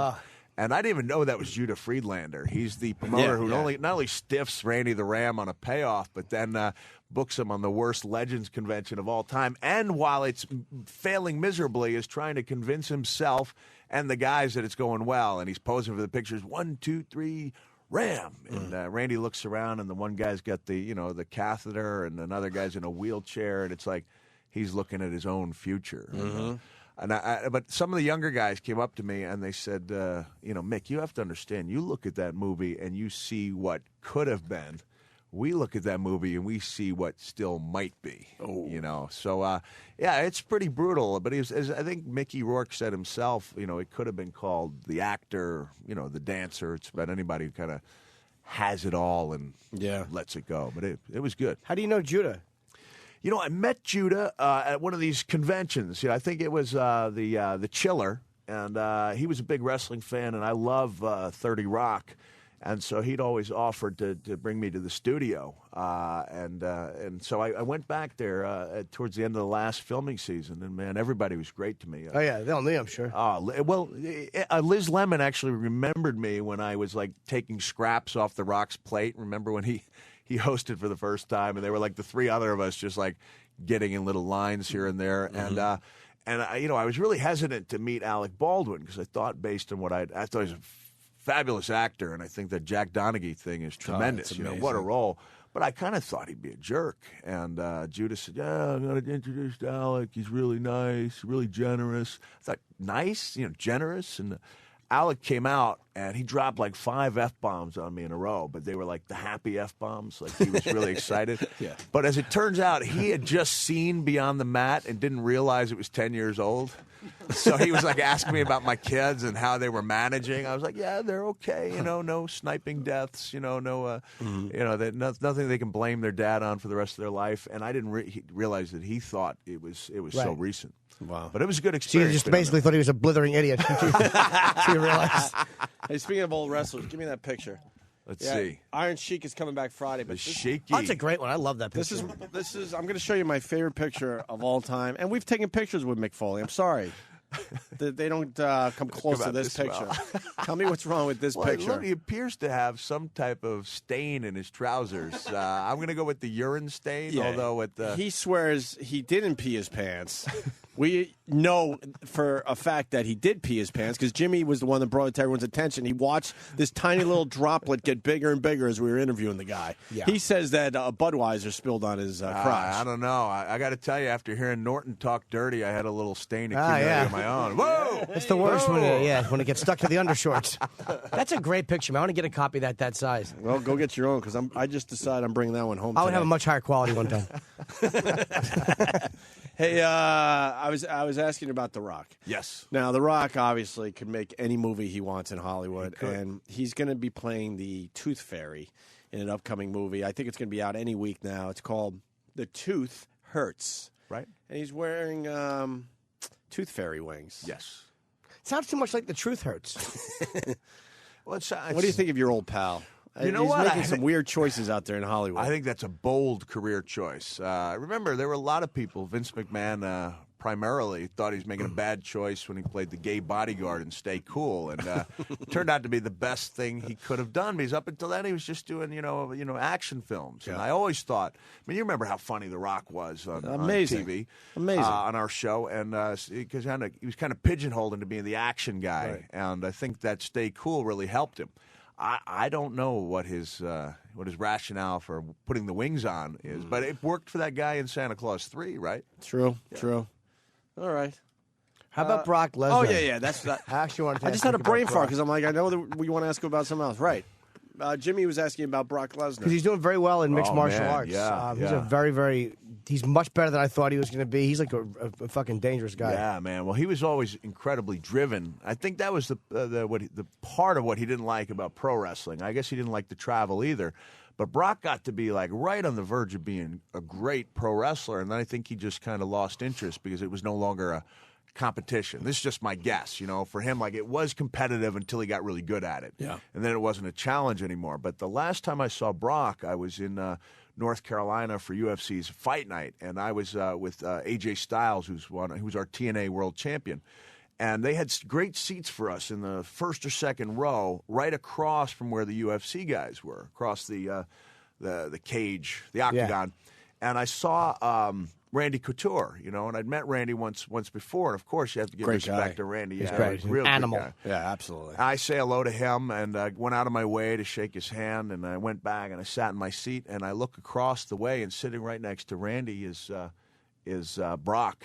And so I said to AJ, I said, "Hey, AJ, was Brock sitting there when we walked by?" He said, "Yeah, he was, Mick." I said, "And I just walked by and didn't shake his hand?" He said, "Yes, you did, Mick." I said, "Did it appear to you like I was disrespecting the UFC champion?" He said, "That's the way it looked to me, Mick." I said, "You think I ought to go over there and change that around?" And he said, "If I were you, I would, Mick." And that was about the fastest I'd moved in about 10 years. And I walked over there. I said, "Brock, did I not?" And he goes, "I thought, what, did we have heat or something?" And here's like the last guy in the world you want being mad at you. He's just, man, not only is he an animal, not only does he have the skills, but man, I saw him on saw this older match with Heath Herring. I saw it only about 3 months ago. And it looked to me like he could have won, but was just enjoying the beating he was putting on him. And it had to have been the most painful for the recipient of any UFC match I'd seen, because they weren't knockout blows, but he was driving fully knees into the rib cage, just traumatic stuff. Just a freaking animal. He really is. I mean, he's a fucking really good fighter. And it's weird when you hear wrestlers talking about a guy like, you talk about Brock the way I talk about him. Like, oh, I wouldn't want him fucking angry at me. Right. Like, he is a big part. I was at the match where he beat Frank Mir. Yeah. He just toyed with him, right? He had his arm pinned, and he kind of had him almost like in a headlock, and he was just fucking slamming his fist. I was almost felt bad for the other guy. I'm like, you feel bad for a guy being beaten up that badly. And then I'm allowed to curse on this show, yes. right? Yeah. And then when he got up, he said, "Talk shit now." It's like, whoa. And I wish you know, I mean, part of what's great about Brock is he says exactly what it's on his mind, you know, and he kind of teed off. And I think he learned a couple lessons, you know, about promoting matches from WWE. Obviously, that wasn't what UFC wanted him to say. Otherwise, there would have been no apology. But Brock's really put himself in a position where even if he were to lose, you know, a championship fight, he's going to be a big name in UFC for a while. years. Based on people want to see. That's the way it's always been in wrestling. People pay to see the bad guy lose. Yeah, it's what, next month he fights again? He's I fighting think we're a month out at this Shane point. Carwin, I think, is the next And fight. he's he a has. big ass motherfucker. Yeah. He's a big. I supposedly he's bigger than Brock. I think that was what Dana was saying. I think I got a shot with him. I'll show you how big he is. I never met Brock, but Shane I think I met once. Who's at the TNA thing now? What wrestlers you guys got? I can't keep track of all this, Mick. Some of the guys I know from, you know. Well, you know, Kurt Angle. Sure. Will be wrestling. Is he all right? Kurt is a great. Is he all right, though? Let me give you an example. We wanted to do a little intervention, but we were a little too scared. He was in here recently, and we're like, This is a story from, it's in my next book. I've got a chapter called Name Dropping, just name dropping. I love it. And you guys are in there. Thank you, sir. You guys are in there. Oh, fuck, we'll sell some books for you. And I just, you know, just stories. There's just, you know, The steak eating story made the book? That did not make the book. What story Maybe about I us? should, well, it's going to be a surprise, and you will be surprised. The Jill? No, but I will talk about Jill in just a moment. But, All right, sorry. Go The ahead. Kurt deal was I just finished the first chapter of my book in Dublin, Ireland. I finished it about 5:30 in the morning, and I had this like writer's buzz going on. We had to catch a flight at, you know, we had to go to the airport around 6. And we get there, the UFC guys had just had a fight in Dublin as well. And you're seeing guys walking around, got the bruises and the welts. And this guy comes up to me. He looks like an insect. I mean, because his both eyes are puffed out, and they're very measured, not one-sided. Like the guy he was fighting was obviously landing with both hands. Yeah. And he goes, "Hey, brother, how are you?" I didn't even recognize the guy. He said, "Mark Coleman." I'd met Mark in Japan. I said, "Mark, how you doing?" You know, and he was telling me about his fight and how he won the best.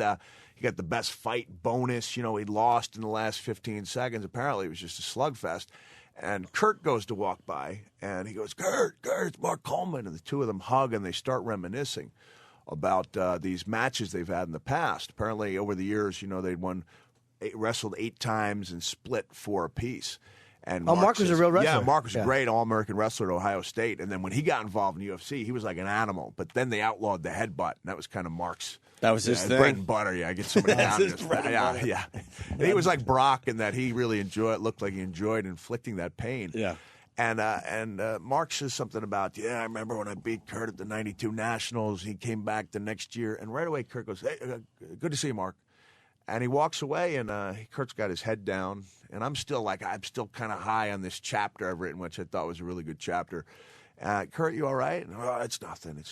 And about 10 minutes later, I said, "Kurt, everything okay?" He goes, "I can't believe he said that." I said, "What?" He goes, "Can't believe he said he beat me at the 92 Nationals. I beat him at the 92 Nationals. He beat me at the 90. It was some ridiculous thing like that." And I said, "Kurt, are you serious?" He said, "Hey, I might not have much, but don't take away my amateur career from me." I said, "Kurt," I said, "listen to me. You saw Mark's face, right? He'd obviously been through a war. Right. You know, Give he him the benefit of looked the like doubt. he hadn't slept since the match." And I said, "And Kurt, it was 17 years ago. Let it go, Kurt." I was like Will Teasel or John Rambo saying that to Will Teasel in First Blood, like, let it go. And he can't, you know. That's that competitive thing that these amateur wrestlers bring. Like, I was always the entertainment guy. Like, I didn't care less. You know, I'm proud that most of my great matches were crushing defeats. Yeah, you know, but, you haven't changed over the years. Mick's been doing our show for close to 10 years now. Now, Kurt Angle has drastically changed. We're worried about that guy. You know, not enough to call him or anything, but you know. Well, you know, you should not enough to do anything but watch it unfold and enjoy it, right? And make good radio out of it for everybody. And he will give you great radio. Yeah. But then he'll get in there, no matter how banged up he is, and he gives you the best match he possibly can. You know, a guy like that he hasn't learned, you know, how to do anything halfway, right, in life or in wrestling, and so he's his own worst enemy in some ways. Who else you guys got? Kurt is wrestling Matt Morgan. Sting will be wrestling our Still doing champion. it, huh? He's still doing it. Rumor was this was a retirement match. I had a really good match, I thought, in April against Sting in a cage in Philadelphia, which is a tough crowd. He'll be wrestling for the championship against AJ Styles. We still got Booker T. We got a lot of the names that people are familiar with. Right. And in my case, I'm wrestling a guy named Abyss, who he's kind of taken a page out of my book. So I watched the interview I did with him a couple of weeks ago. It was actually the first time I ever felt bad about things I was saying because they were maybe a little too honest. Mm-hmm. And I'm pretty sure I hurt his feelings. He's a big, sensitive guy. What'd you say? You know what? I had a photo, a caricature, and on the show, he had mistakenly knocked the caricature down and shattered it off my wall, and then, like a kid, tried to hide the evidence. And so I brought out the picture, and I said, "Look, this is a peace offering." He said, "You fixed it?" I said, "No, it's not the real thing. The real thing's gone. It's a copy. It's a fake. It's a cheap ripoff." And if anyone out there should know about cheap ripoffs, it would be you, Chris. And he was just like the audience there, just kind of like, ooh, like, no, he didn't just go there, did he? And, sometimes it's best in wrestling to do what Terry Funk would call borderlining, where you are really just right on that border of saying things that are hurtful and true. And for some reason, the audience can make that connection, and they can tell when something is real on an emotional level. And then we settle it in a fictional setting. So, we stir up real anger, emotion, and then we do what we can in the wrestling ring to make it work. So you think he kind of wants to be like Mick Foley? Yeah, he's got a mask similar to the one I wore in as Mankind in WWE, and he's brought out all the assortment of goodies, that I kind of made famous in this country, the thumbtacks and the barbed wire bat, and we've set the bar pretty high on this thing, and so if it's not just if the violence isn't just gratuitous, we'll be disappointing a lot of people. Jesus, he's still wrestling. What is your wife saying? Enough? Enough. She trusts she knows I only have to do it 5 or 6 times a year, and she's finally learned, I sat her on a subway and said, this is what regular people do. They do this every day. And I've sat on a train with you one time when we ran into each other, and then you get to come in here and have fun for a living, even though it's still hard work. Right. But when you look at the fact that, especially in this economy, people have to work, 270 days a year going through subways and rush hours, that to get in there, 4 or 5 times a year is not the worst way to make a living. That was the weirdest experience. I get on the Long Island Railroad. It's an empty car, and it's at the height of your WWF at the time success. And there's Mick Foley just in a fucking seat on the Long Island Railroad coming into the city to try to sell his manuscript for the first book, right? Yeah, that's right. The first Which ended up doing very, very well for you. Wow, depends on what very, very well. What was it called? First one was called Tatum Brown, and it did okay. It did better in the UK. Then the second one was a baseball novel, which meant there was nothing for it in the UK. They didn't even publish it over there. And you know what? If I'd really worked at it, by now, if I was on my 5th or 6th book, maybe I could be building like a new readership the same way The Rock kind of built movie fans. Like, okay, first couple movies were successful largely because of the wrestling fans. But, man, like I said, that's hundreds and hundreds of hours, and it's pretty thankless. And then when you have critics, especially of a book, it feels like they're attacking your child, And so I realized I didn't really like anything but the process of writing it. Like once that was over, rewriting, editing, going out on the road, promoting it were all things I didn't care for. I love editing. I think editing's fun. It gives you a second crack at it. Like you can reread something and go, wow, all right, I fucked that up. That stinks, or this is good. And it's like it really shows you whether it's going to hold up or not. Well, it is true. And in the case of the first novel, I had a great female character that met an untimely, grisly death. And every editor looked at it and said, you can't kill the girl. And at first I was standing up for my artistic vision, and then I was like, wow, I'm kind of like James Caan in Misery, writing her back to life. And I found out, even women seem to realize that this is like kind of like the guy's loophole, that if you're an author and you create a fictional character, you can have a crush on her as long as she doesn't exist, even if she's based on a real person. What was the name of your second book? Second book was called Scooter, which was the baseball novel, and that You didn't hear any shit from Rizzuto? You know what? I had a booking. My first signing was supposed to be at Yankee Stadium, and I actually cleared it through George Steinbrenner's office because he was a wrestling fan. And it turned out that, if you're covering a book that takes place in the Bronx in the mid-'60s, right, and you're kind of making a parallel between the erosion of the neighborhood and the team, you can't really be fully complimentary towards the Yankees. And so word got back that, and plus it was, a little bit perverted and there was some violence in there. And I got a call from Mr. Steinbrenner's assistant. She said, Mr. Steinbrenner feels so bad. And I said, well, please tell George not to take it so bad. And I hung up the phone, and I realized how many people get to say that in their life. Like, please tell George not to worry about It never me. got back to George. Okay. He wasn't even in the loop with that whole thing. He okayed it. He okayed it personally. He was still trying to re-sign Roy White and Reggie Jackson. Right. He's not the same George Steinbrenner. I'm actually writing a novel. Are you really? Yeah. Yeah. You didn't ask him about it, Mick. Let's hear about it. It's called The Man Who Saves the President. Is it really? Yeah. Yeah. It's about a special agent, and there's things in the White House, and he saves everybody. That's all I have. So far. I like it. That's part of the treatment. I like it. Yeah. All right, Mick. They're telling me you got like a minute left here. So Why? What do you got? A lot of press today? No, nothing. So what the fuck? Who's I telling don't you know. that? If you want to stick around, we got You know this- what? I do have to do something on television.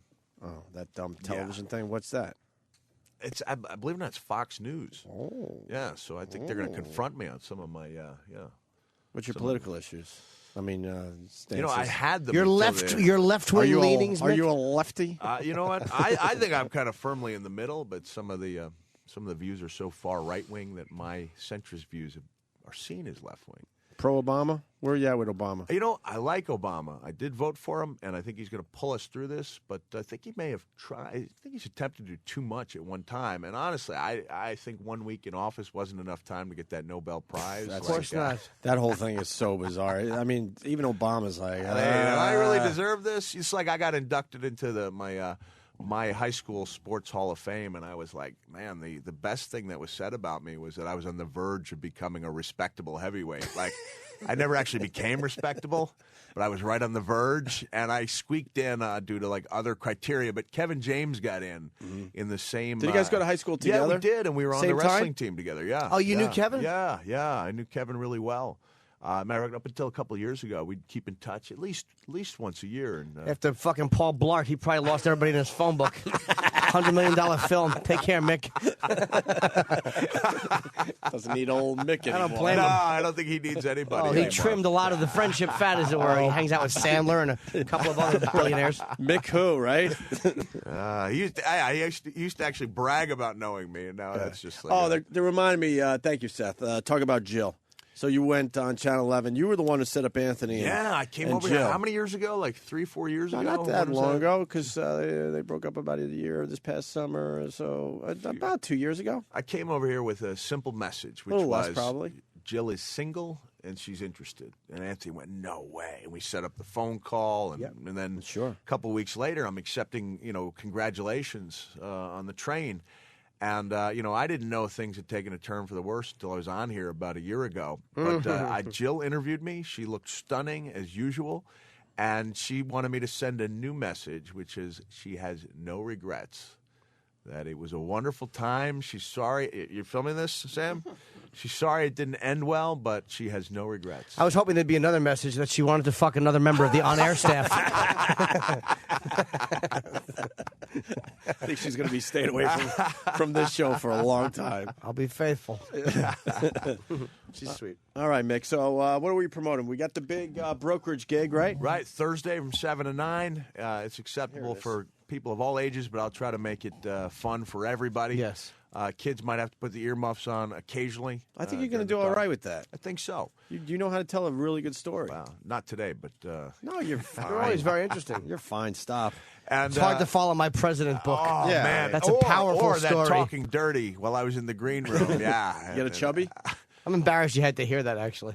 Why? He got a little I would have chub. done it better for him. Well, he sounded kind of monotone, No. but that seemed to be Jimmy, working. can you talk dirty to me? Nope, I I'll can't. take it out. Please. I'll Under no smack it on your circumstances face. can I do You that. like that, don't you? Yeah. I invented that line. You like that, don't you? About 15 years ago. You still friends with that one porn star? Weren't you Christy. friends? Christy Cannon. You know what's cool? Oh, yeah. wow, with her big real breasts. She's Yeah. fantastic. What was cool about the Improv is that she was there, and I was able to tell a story about her kind of. Oh my God. She drink out of a encouraging. mule? No, she when it's my wife would get kind of obsessed with this pregnancy thing to the point where I would have more sex in like a 4-day period than I had in the first 25 years of my life. Wow. And when I thought nothing could lead me on, when I was tired and sore and angry. Wait, the wife was real horny? Well, not horny. She was on the clock, and she knew. You know Oh, what I mean? When it was trying to get time. pregnant. Trying to get Because pregnant. I also hear they get really horny when they are pregnant, Mick.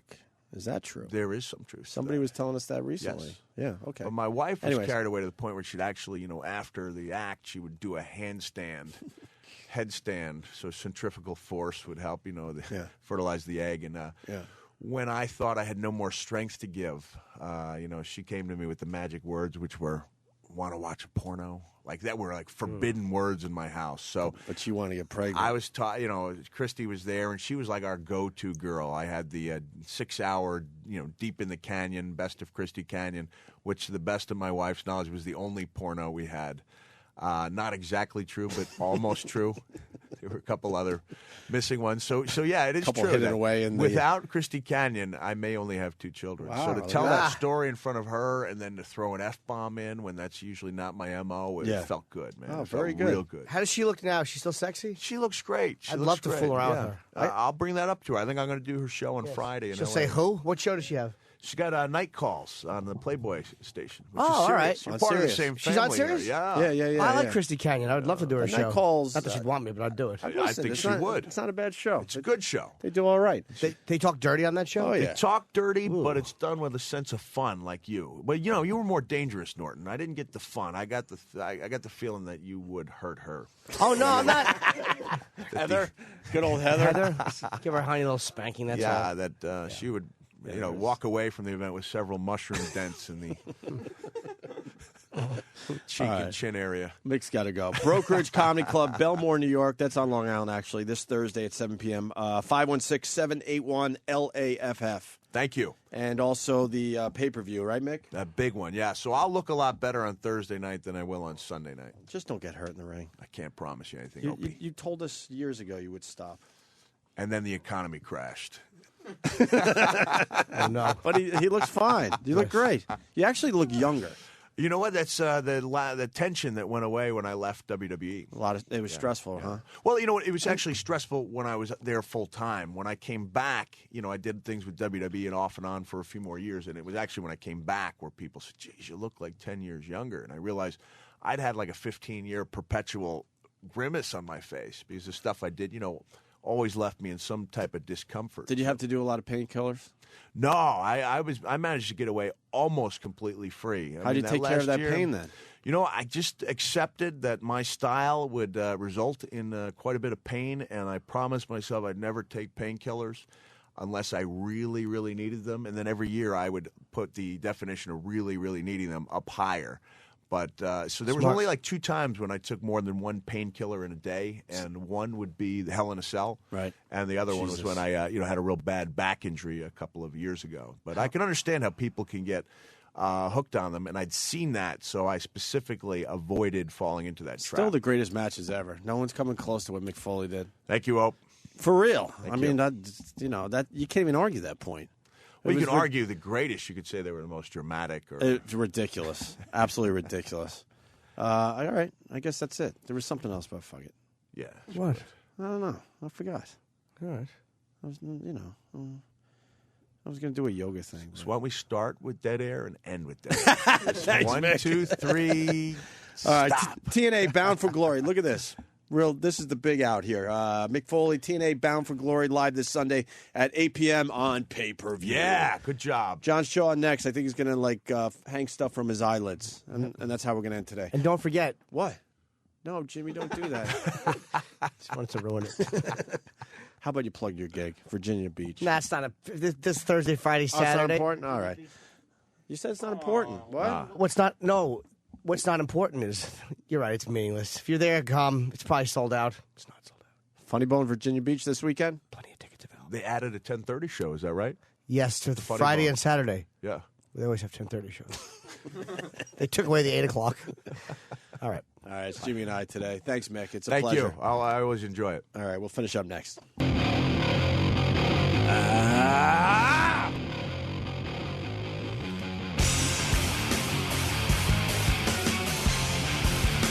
It's Opie and Jimmy today.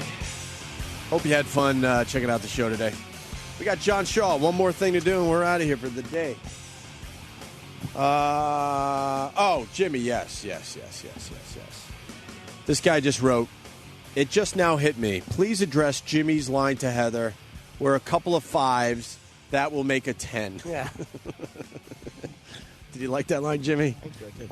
Huh? I did. I said that. John Shaw, I remember you. Hey, man, what's happening? What's up, brother? Not much. How you guys doing? Pretty good. You're doing the Headless Horseman Hayride and Haunted House thing in Ulster Park, New York. That is correct. Sam invited me over the weekend, then didn't call for the details. So Oh, that's always nice. I want to thank Sam for the partial invite I got. Well, you have an invite from me. I can get you. Oh, in. really? Yeah. It's like, hey, you want to go? Me and Jess are going Saturday. You and your girl. It'll be nice. I'm like, yeah, all right. Call me up and give me the details. I never got a phone call. So it was a fake fucking invite. That was bullshit. Where is it? It's just north of Poughkeepsie. You know where Bananas is? Sure. About 20 minutes north of that. It's on going the well? opposite side. Yeah. We did about 5,000 people through Saturday night and Sunday night. Right. What time do you do it? We open at 7 o'clock and go until we empty it out. Now, John, I was talking about the nail trick. Yes, And- the human blockhead. But let me tell you something. No disrespect, because you do some great stuff. You really do. That's the only reason you're back.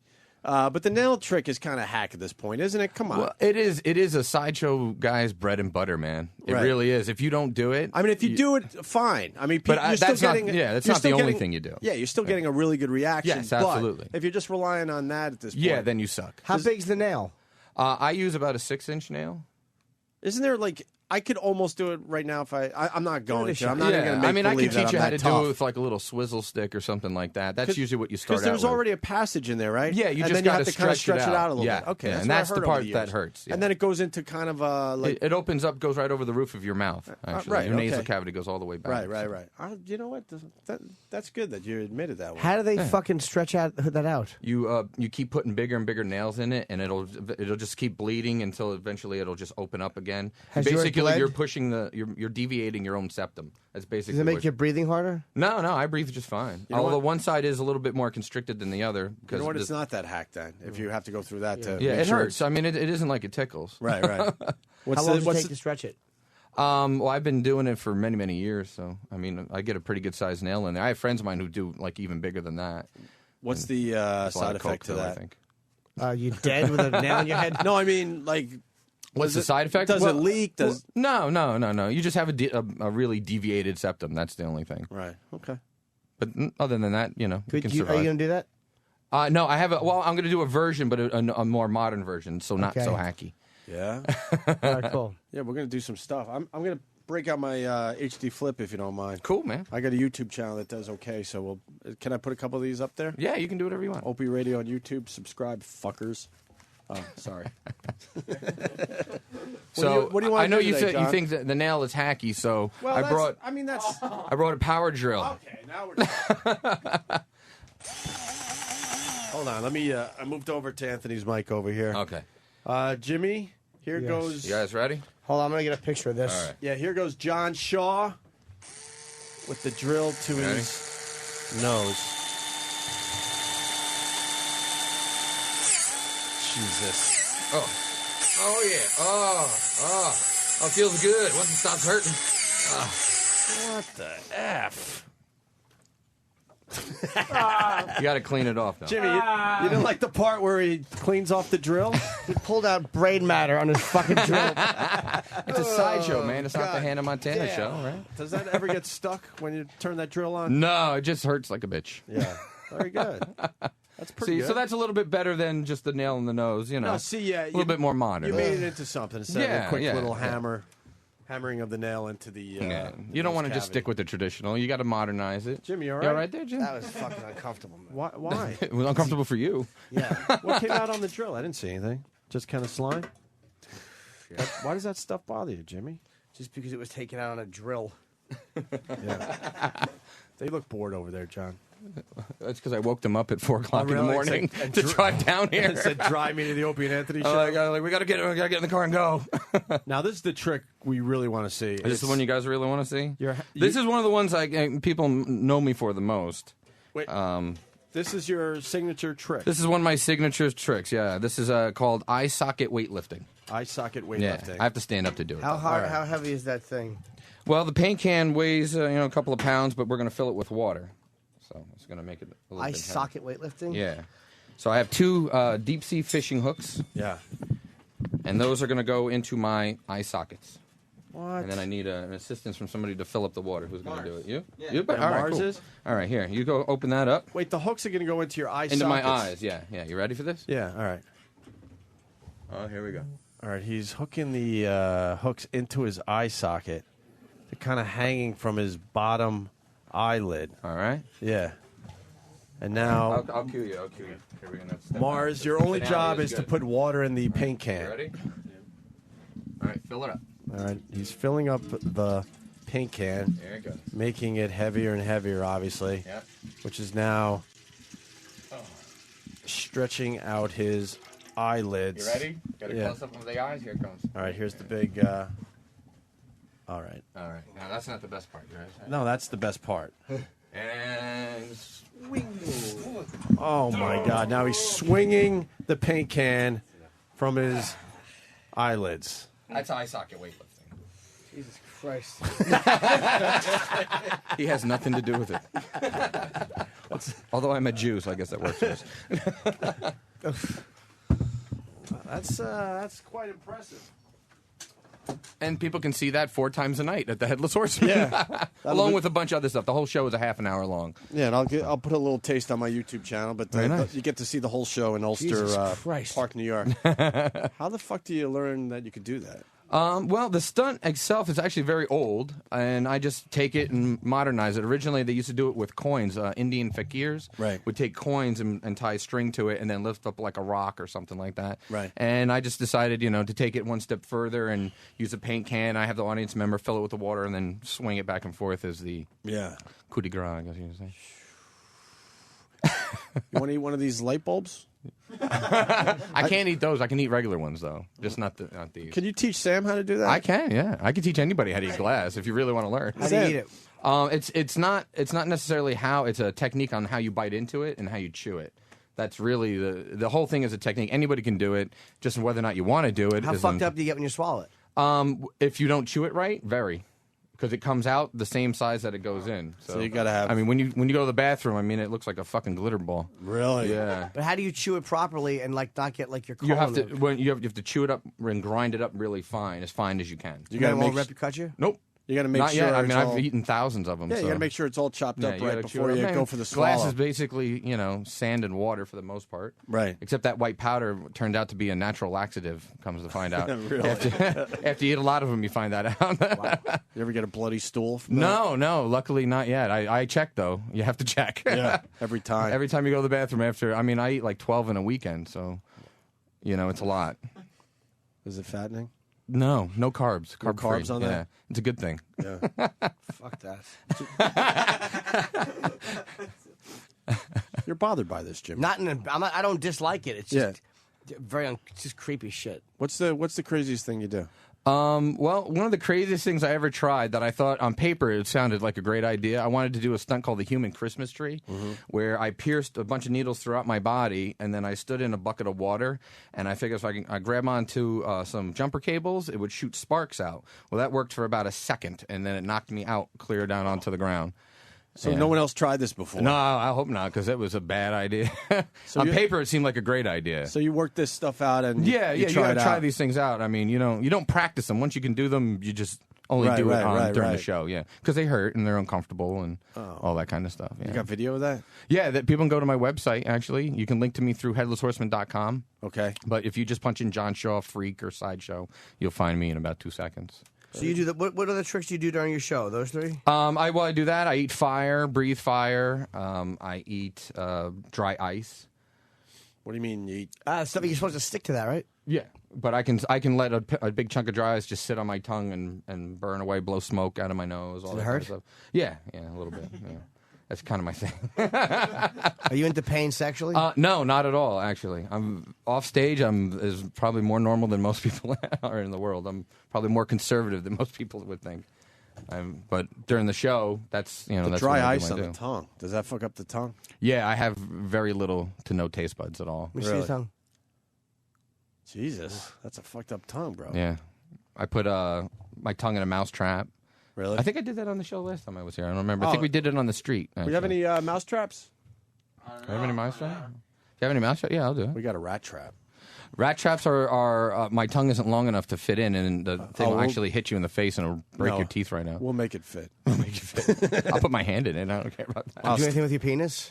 I used to. Yeah, I don't do it anymore, but I used to nail the head of my dick to a table and pull it. Get the fuck out of here. Yeah. I had it pierced already, so I would just take it, turn it sideways, Right. drive the nail through it, and then pull the table across the stage. That's not the family version of the show. No, yeah. I do that at bar Can you mitzvahs. imagine? They like Pull that. the table across the stage. People are advertising for a moving company. Like if you wanted someone to use your moving company, you're like the other moving companies do this. And Yeah. you have pull your cock. Get it? Imagine at a kid's party he tries that trick. For my next trick, I need a kid from the crowd. They're searching for a I'm searching for a mousetrap. Yeah. I could do a thing. You guys like sword swallowing?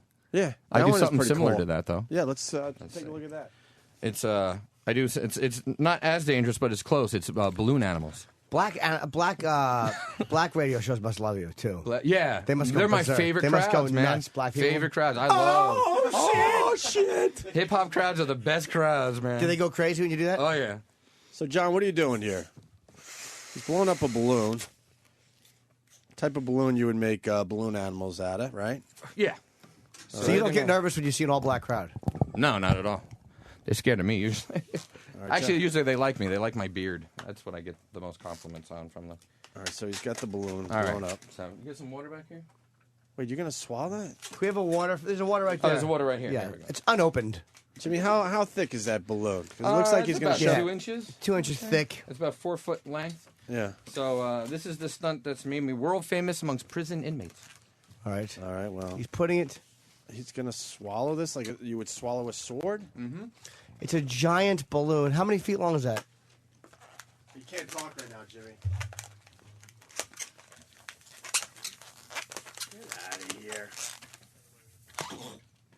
He's gagged a swallowing the little bit. balloon like you would the sword that we've all seen a million times. I've never seen this before. How far? That's all the way down, isn't it?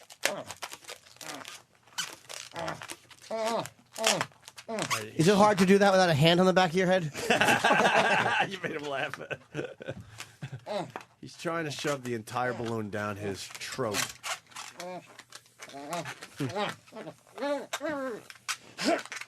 And the last inch, the whole thing is in his fucking mouth. All right, listen, you're not swallowing that, are you?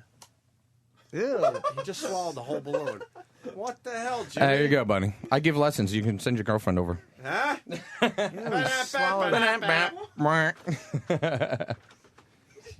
I don't get that one. Jimmy, what did he do? He swallowed the whole fucking balloon? Yes. Shoved What the a whole great thing. shit you're going to take. A nice long floaty pink one. I'm like a drug mule. Wow, what the fuck? Have you ever had your hiney checked out? Everything all right? No. I don't let anybody go near that thing. Really? Yeah, you don't want to. Is that your girlfriend there? Yes. So. Oh, well, yeah, we got to talk to her. Are you thrilled by his stunts? I don't normally go to the shows No, you don't want Why? to see it? because I've seen it enough, and Are you worried? I don't worry at all. 'Cause No. If we see, the whole thing is we don't fight because I know he's going to go and hurt himself. So So that I makes don't her need happy. to do anything. So it makes me happy. The first time I saw him, I laughed hysterically for half an hour. Yeah, because he's got a sense of humor with the whole thing. Yeah. What's the one trick he does you don't like to see? The eye socket weightlifting. Yeah, that I one's- can't watch that one. Yeah. Why? Fucking the one gross. thing that just freaks me out. That's the one It's not an thing easy I way to don't pick up watch. girls, I'll tell you. You know, one day his eye is going to just rip out. John, we used to do penis weightlifting. Yes. I've For done real? that, actually. Oh, really? Yeah. I don't remember anymore. We've done it a couple times, but the I amount have of a friend weight... of mine in Vegas who does it with a midget. A midget He hangs a from his midget. penis? Yeah. Oh, yeah. Wow. Yep. He's got like a special harness for the little Yes. fella? I hope so. It's a Those girl, little hands. actually. She's only... Yeah, he's just holding on with both hands. The little fella, yeah, he's a girl. It's a chick. She's 27 inches tall. Really? Yeah, and he hangs her from this little harness and he stands up on 2 cement blocks and swings her back and forth. For his penis? Yeah. I don't know who that's more degrading for. It's humiliating for both of them. Hey, what do you think about the sideshows going away? I was a big fan growing up. Well, and you the just can't- traditional sideshows, there's still one out in Coney Island. Yeah. But it's, But they've pretty much it's more all traditional. gone away because, we all have to be PC. Yeah, And I hate that. I mean, I have a lot of friends who are, considered, natural born freaks, Right. midgets or, people who are born with just half a body, Sure. stuff like that. We've had a few of them in here, Yeah, and, I mean, they're taking our livelihood away from us. We can't get I wish regular the people jobs. who were complaining about it would ask the people who are doing it whether or not they think they're being exploited. Yeah. Because if you saw their paycheck, you wouldn't think they were being exploited How much anymore. does someone like that make? It varies, but they get paid more than I do to show the fuck up, and I got to hurt myself. They just got to show up and be fucking What do you themselves. think? What do you think a half man would make for a day's work? A couple of grand, easy. Really? Easy Couple grand. for just to show up. Wow, just for mother drinking while she was pregnant. It's pretty amazing. Yeah. A buddy of mine who's a half man works out in Las Vegas, man, and he gets paid big ass money to work in a show. It's hard to fire and come by. What do you Yeah, find? well, exactly. It's like where are you going to find another one? Where's their penis? This guy was not born naturally as a half man. He was made that way by an accident. What happened? He was a drug dealer in Philly and got into a altercation with some customers, and they want to get in a shootout, and the one guy ran him over and cut him in half. Wow. So they made him into one, so he pisses and shits into a bag. But the ones they that actually ran over his crotch? They ran over to his midsection. So he has no fucking From the penis? bottom of his rib cage down is gone completely. So he has lost no everything. dick? He has nothing. No ass, no dick, How no would nothing. that feel? Yeah, probably not good. That's what I would imagine. What does he put under him so he's not walking on a soft stump? He has all day? he has like a little pad thing that gets connected to his bottom half, and then but he rides in a wheelchair most of the How time. the fuck That's all didn't he cushioned bleed out and die? Probably they He, turn like a he tourniquet. wasn't cut completely like clean. Like it Right. was run over and crushed so bad They that had they it- couldn't save it, so they just amputated and stuck him back together. So that was how they these guys got him back? They ran him over? Yeah, yeah. He killed one of them. He told me he killed one of the guys, and the other guy got into a truck and then ran him down. Wow. Yeah. Don't do drugs, kids. There you go. no shit. There's How many an years ago? anti-drug. Oh God, probably 15 years ago, I think. By now, but now he's like, totally different person. He said from what he used to be. Sure. That'll humble you. I think he's half the person. But I mean, I know other guys who were born that way, and they live pretty normal lives. I know one guy, he installs satellite televisions on roofs. It's always too low, though. It's like on the front porch. Like you're missed by. So, does he have a penis? Yes, he does, and it's kind of located like underneath the body. Like if you come down where the ribs are and you go underneath, it's kind of stuck down underneath that. It's there, but it's kind of deformed. He has like these little weird midgety feet things that are. Does that his are- penis don't drag move. on the floor? No, he walks. He can walk on his hands. Yeah, actually. I guess you learned quickly. The option is dragging your dick and balls across the fucking ground. That's so fucked up. Yeah, I mean it's an amazing thing. So you know to- a lot of these guys. Yeah, I mean you hang out with them, and it's interesting just to go like through an airport. He jumped on the conveyor belt through the security scan. And then they freaked out because we were in Istanbul last year doing a TV show together. Really? And him and this other guy, Penguin Boy, who has no arms. He just have little flipper hands.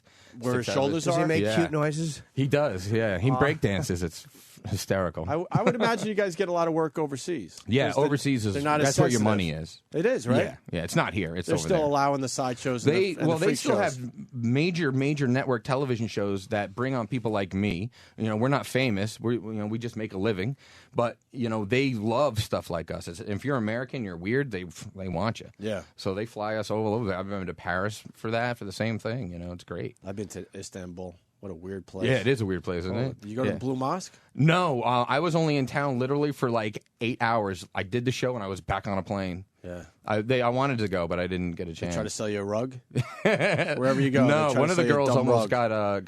got attacked though. Really? Yeah, one of the cab drivers drove her out and left her. Said either you're going to pay these guys more money to drive you home, or something's going to happen to you. Jesus. Yeah, weird shit like that. Oh, She's- that's the scam they have. yeah, that's the scam they have. You got to be real careful. You don't want to go anywhere by yourself, Did the especially if guys- you're a female. Did they drive her home?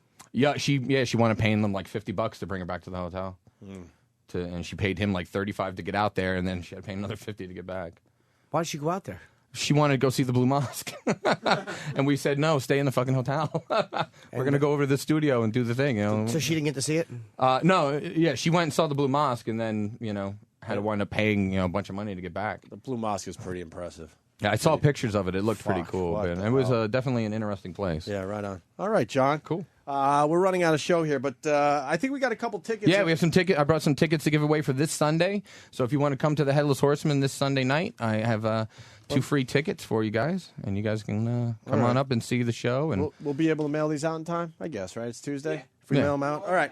We'll it take takes about 2 to 3 hours to go through our whole haunted attraction. So Right. you gotta- It is a haunted house. Yeah, we have like. Is it your haunted house? No, I don't own it. I'm one of the people who work there, and I run certain aspects of it. And the guy back here does all the special effects, makeup, and everything. I build the illusions for the show. Is it and scary? It's we're the #1 haunted screen park in America right You know now. what? so. Sam's a big fan. Sam, I've you've been been through there it? 3 years in a Oh, row. you? Oh, okay. Yeah, You I can. was Oh, there okay. Cool. And your girl, she refuses. It's too scary for her or something? Well, she goes, but she gets freaked out every time. It's awesome. Wait, how Like, many it's nights a week do you What- do this? Wait, what makes it awesome, Sam? Well, there's I've been through a bunch of haunted houses. first of all, it's not a haunted house. It's 3 haunted houses Okay. and a corn maze And a hayride. haunted greenhouse and a 15-minute hayride. Actually, it's a 30-minute hayride. Is it? Yeah, Yeah, it's way actually to fuck 30 with minutes. Yeah, it's a mile long. The Yeah. hayride's just a mile long by itself. And like the hayride and not like I'd pay to go on the hayride by itself, but that's just to get you to the haunted houses.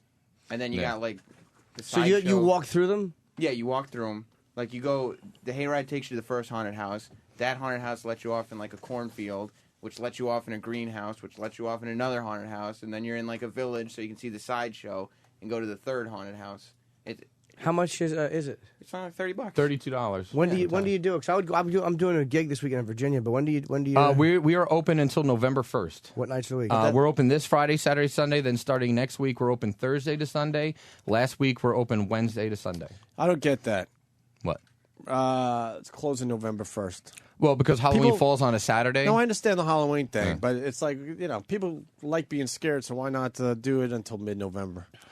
We would. You get a but few more we're not bucks in sure your if pocket. the people will show up. the I mean, people you're would taking a show. gamble every night, every time you open. You think? Yeah, I mean, we sell out pretty consistently because we're one of the bigger ones around. So I mean, we draw people from New York City and all the surrounding states. How many people go through at a time? In each group? 2. No, each group varies about 8. 2. It's an 8 On the hour wait. hayride, there's 30 people on a hayride, and then we let you guys in groups of like 8 to 10, depending on How the cold bigger is it? group. How cold is it? That varies every night. It's cold though. I mean, you're in the woods. I mean, when you leave the parking lot, you're surrounded by nothing but trees. There's nothing else around you. You guys should kill one person every season. Just to really- it'd be cheaper than buying the dead bodies. I'll tell you that. One person every year buys it. Does she get scared, Jess? Oh yeah, I may go. Terrified. And it's like it's very well organized. Like there's a ton of people that show up. I went on one. It was like a ride, and it was like 30 seconds, and they had like little lightning inside. It was fucking Yeah. horrible. No, you get a hold of me. I'll take care of you. I'll make sure I take care of you. Me and Kenny went on one. It was the worst fucking scare because my chick wanted to go on fucking rides. I'm like, no. Like, let's go through the haunted thing in Wildwood. Suck a pile of dicks. It's horrendous. The worst thing ever. All right, we're gonna give away some tickets for this thing at in Ulster Park, New York. So you got to be relatively local. We got a pair of tickets to a random caller right now. And John, it's a pleasure, man. Thank you, John sir. Shaw, the website It's headlesshorseman.com. And is that your personal site? No, that's that links to the haunted house, and they can link to me right through the homepage there. All right, you'll see a perfect. picture of my face and just click on it. Yeah, right on. All right, man. Cool. I think that's it for us today too. So we'll see you guys tomorrow. Awesome.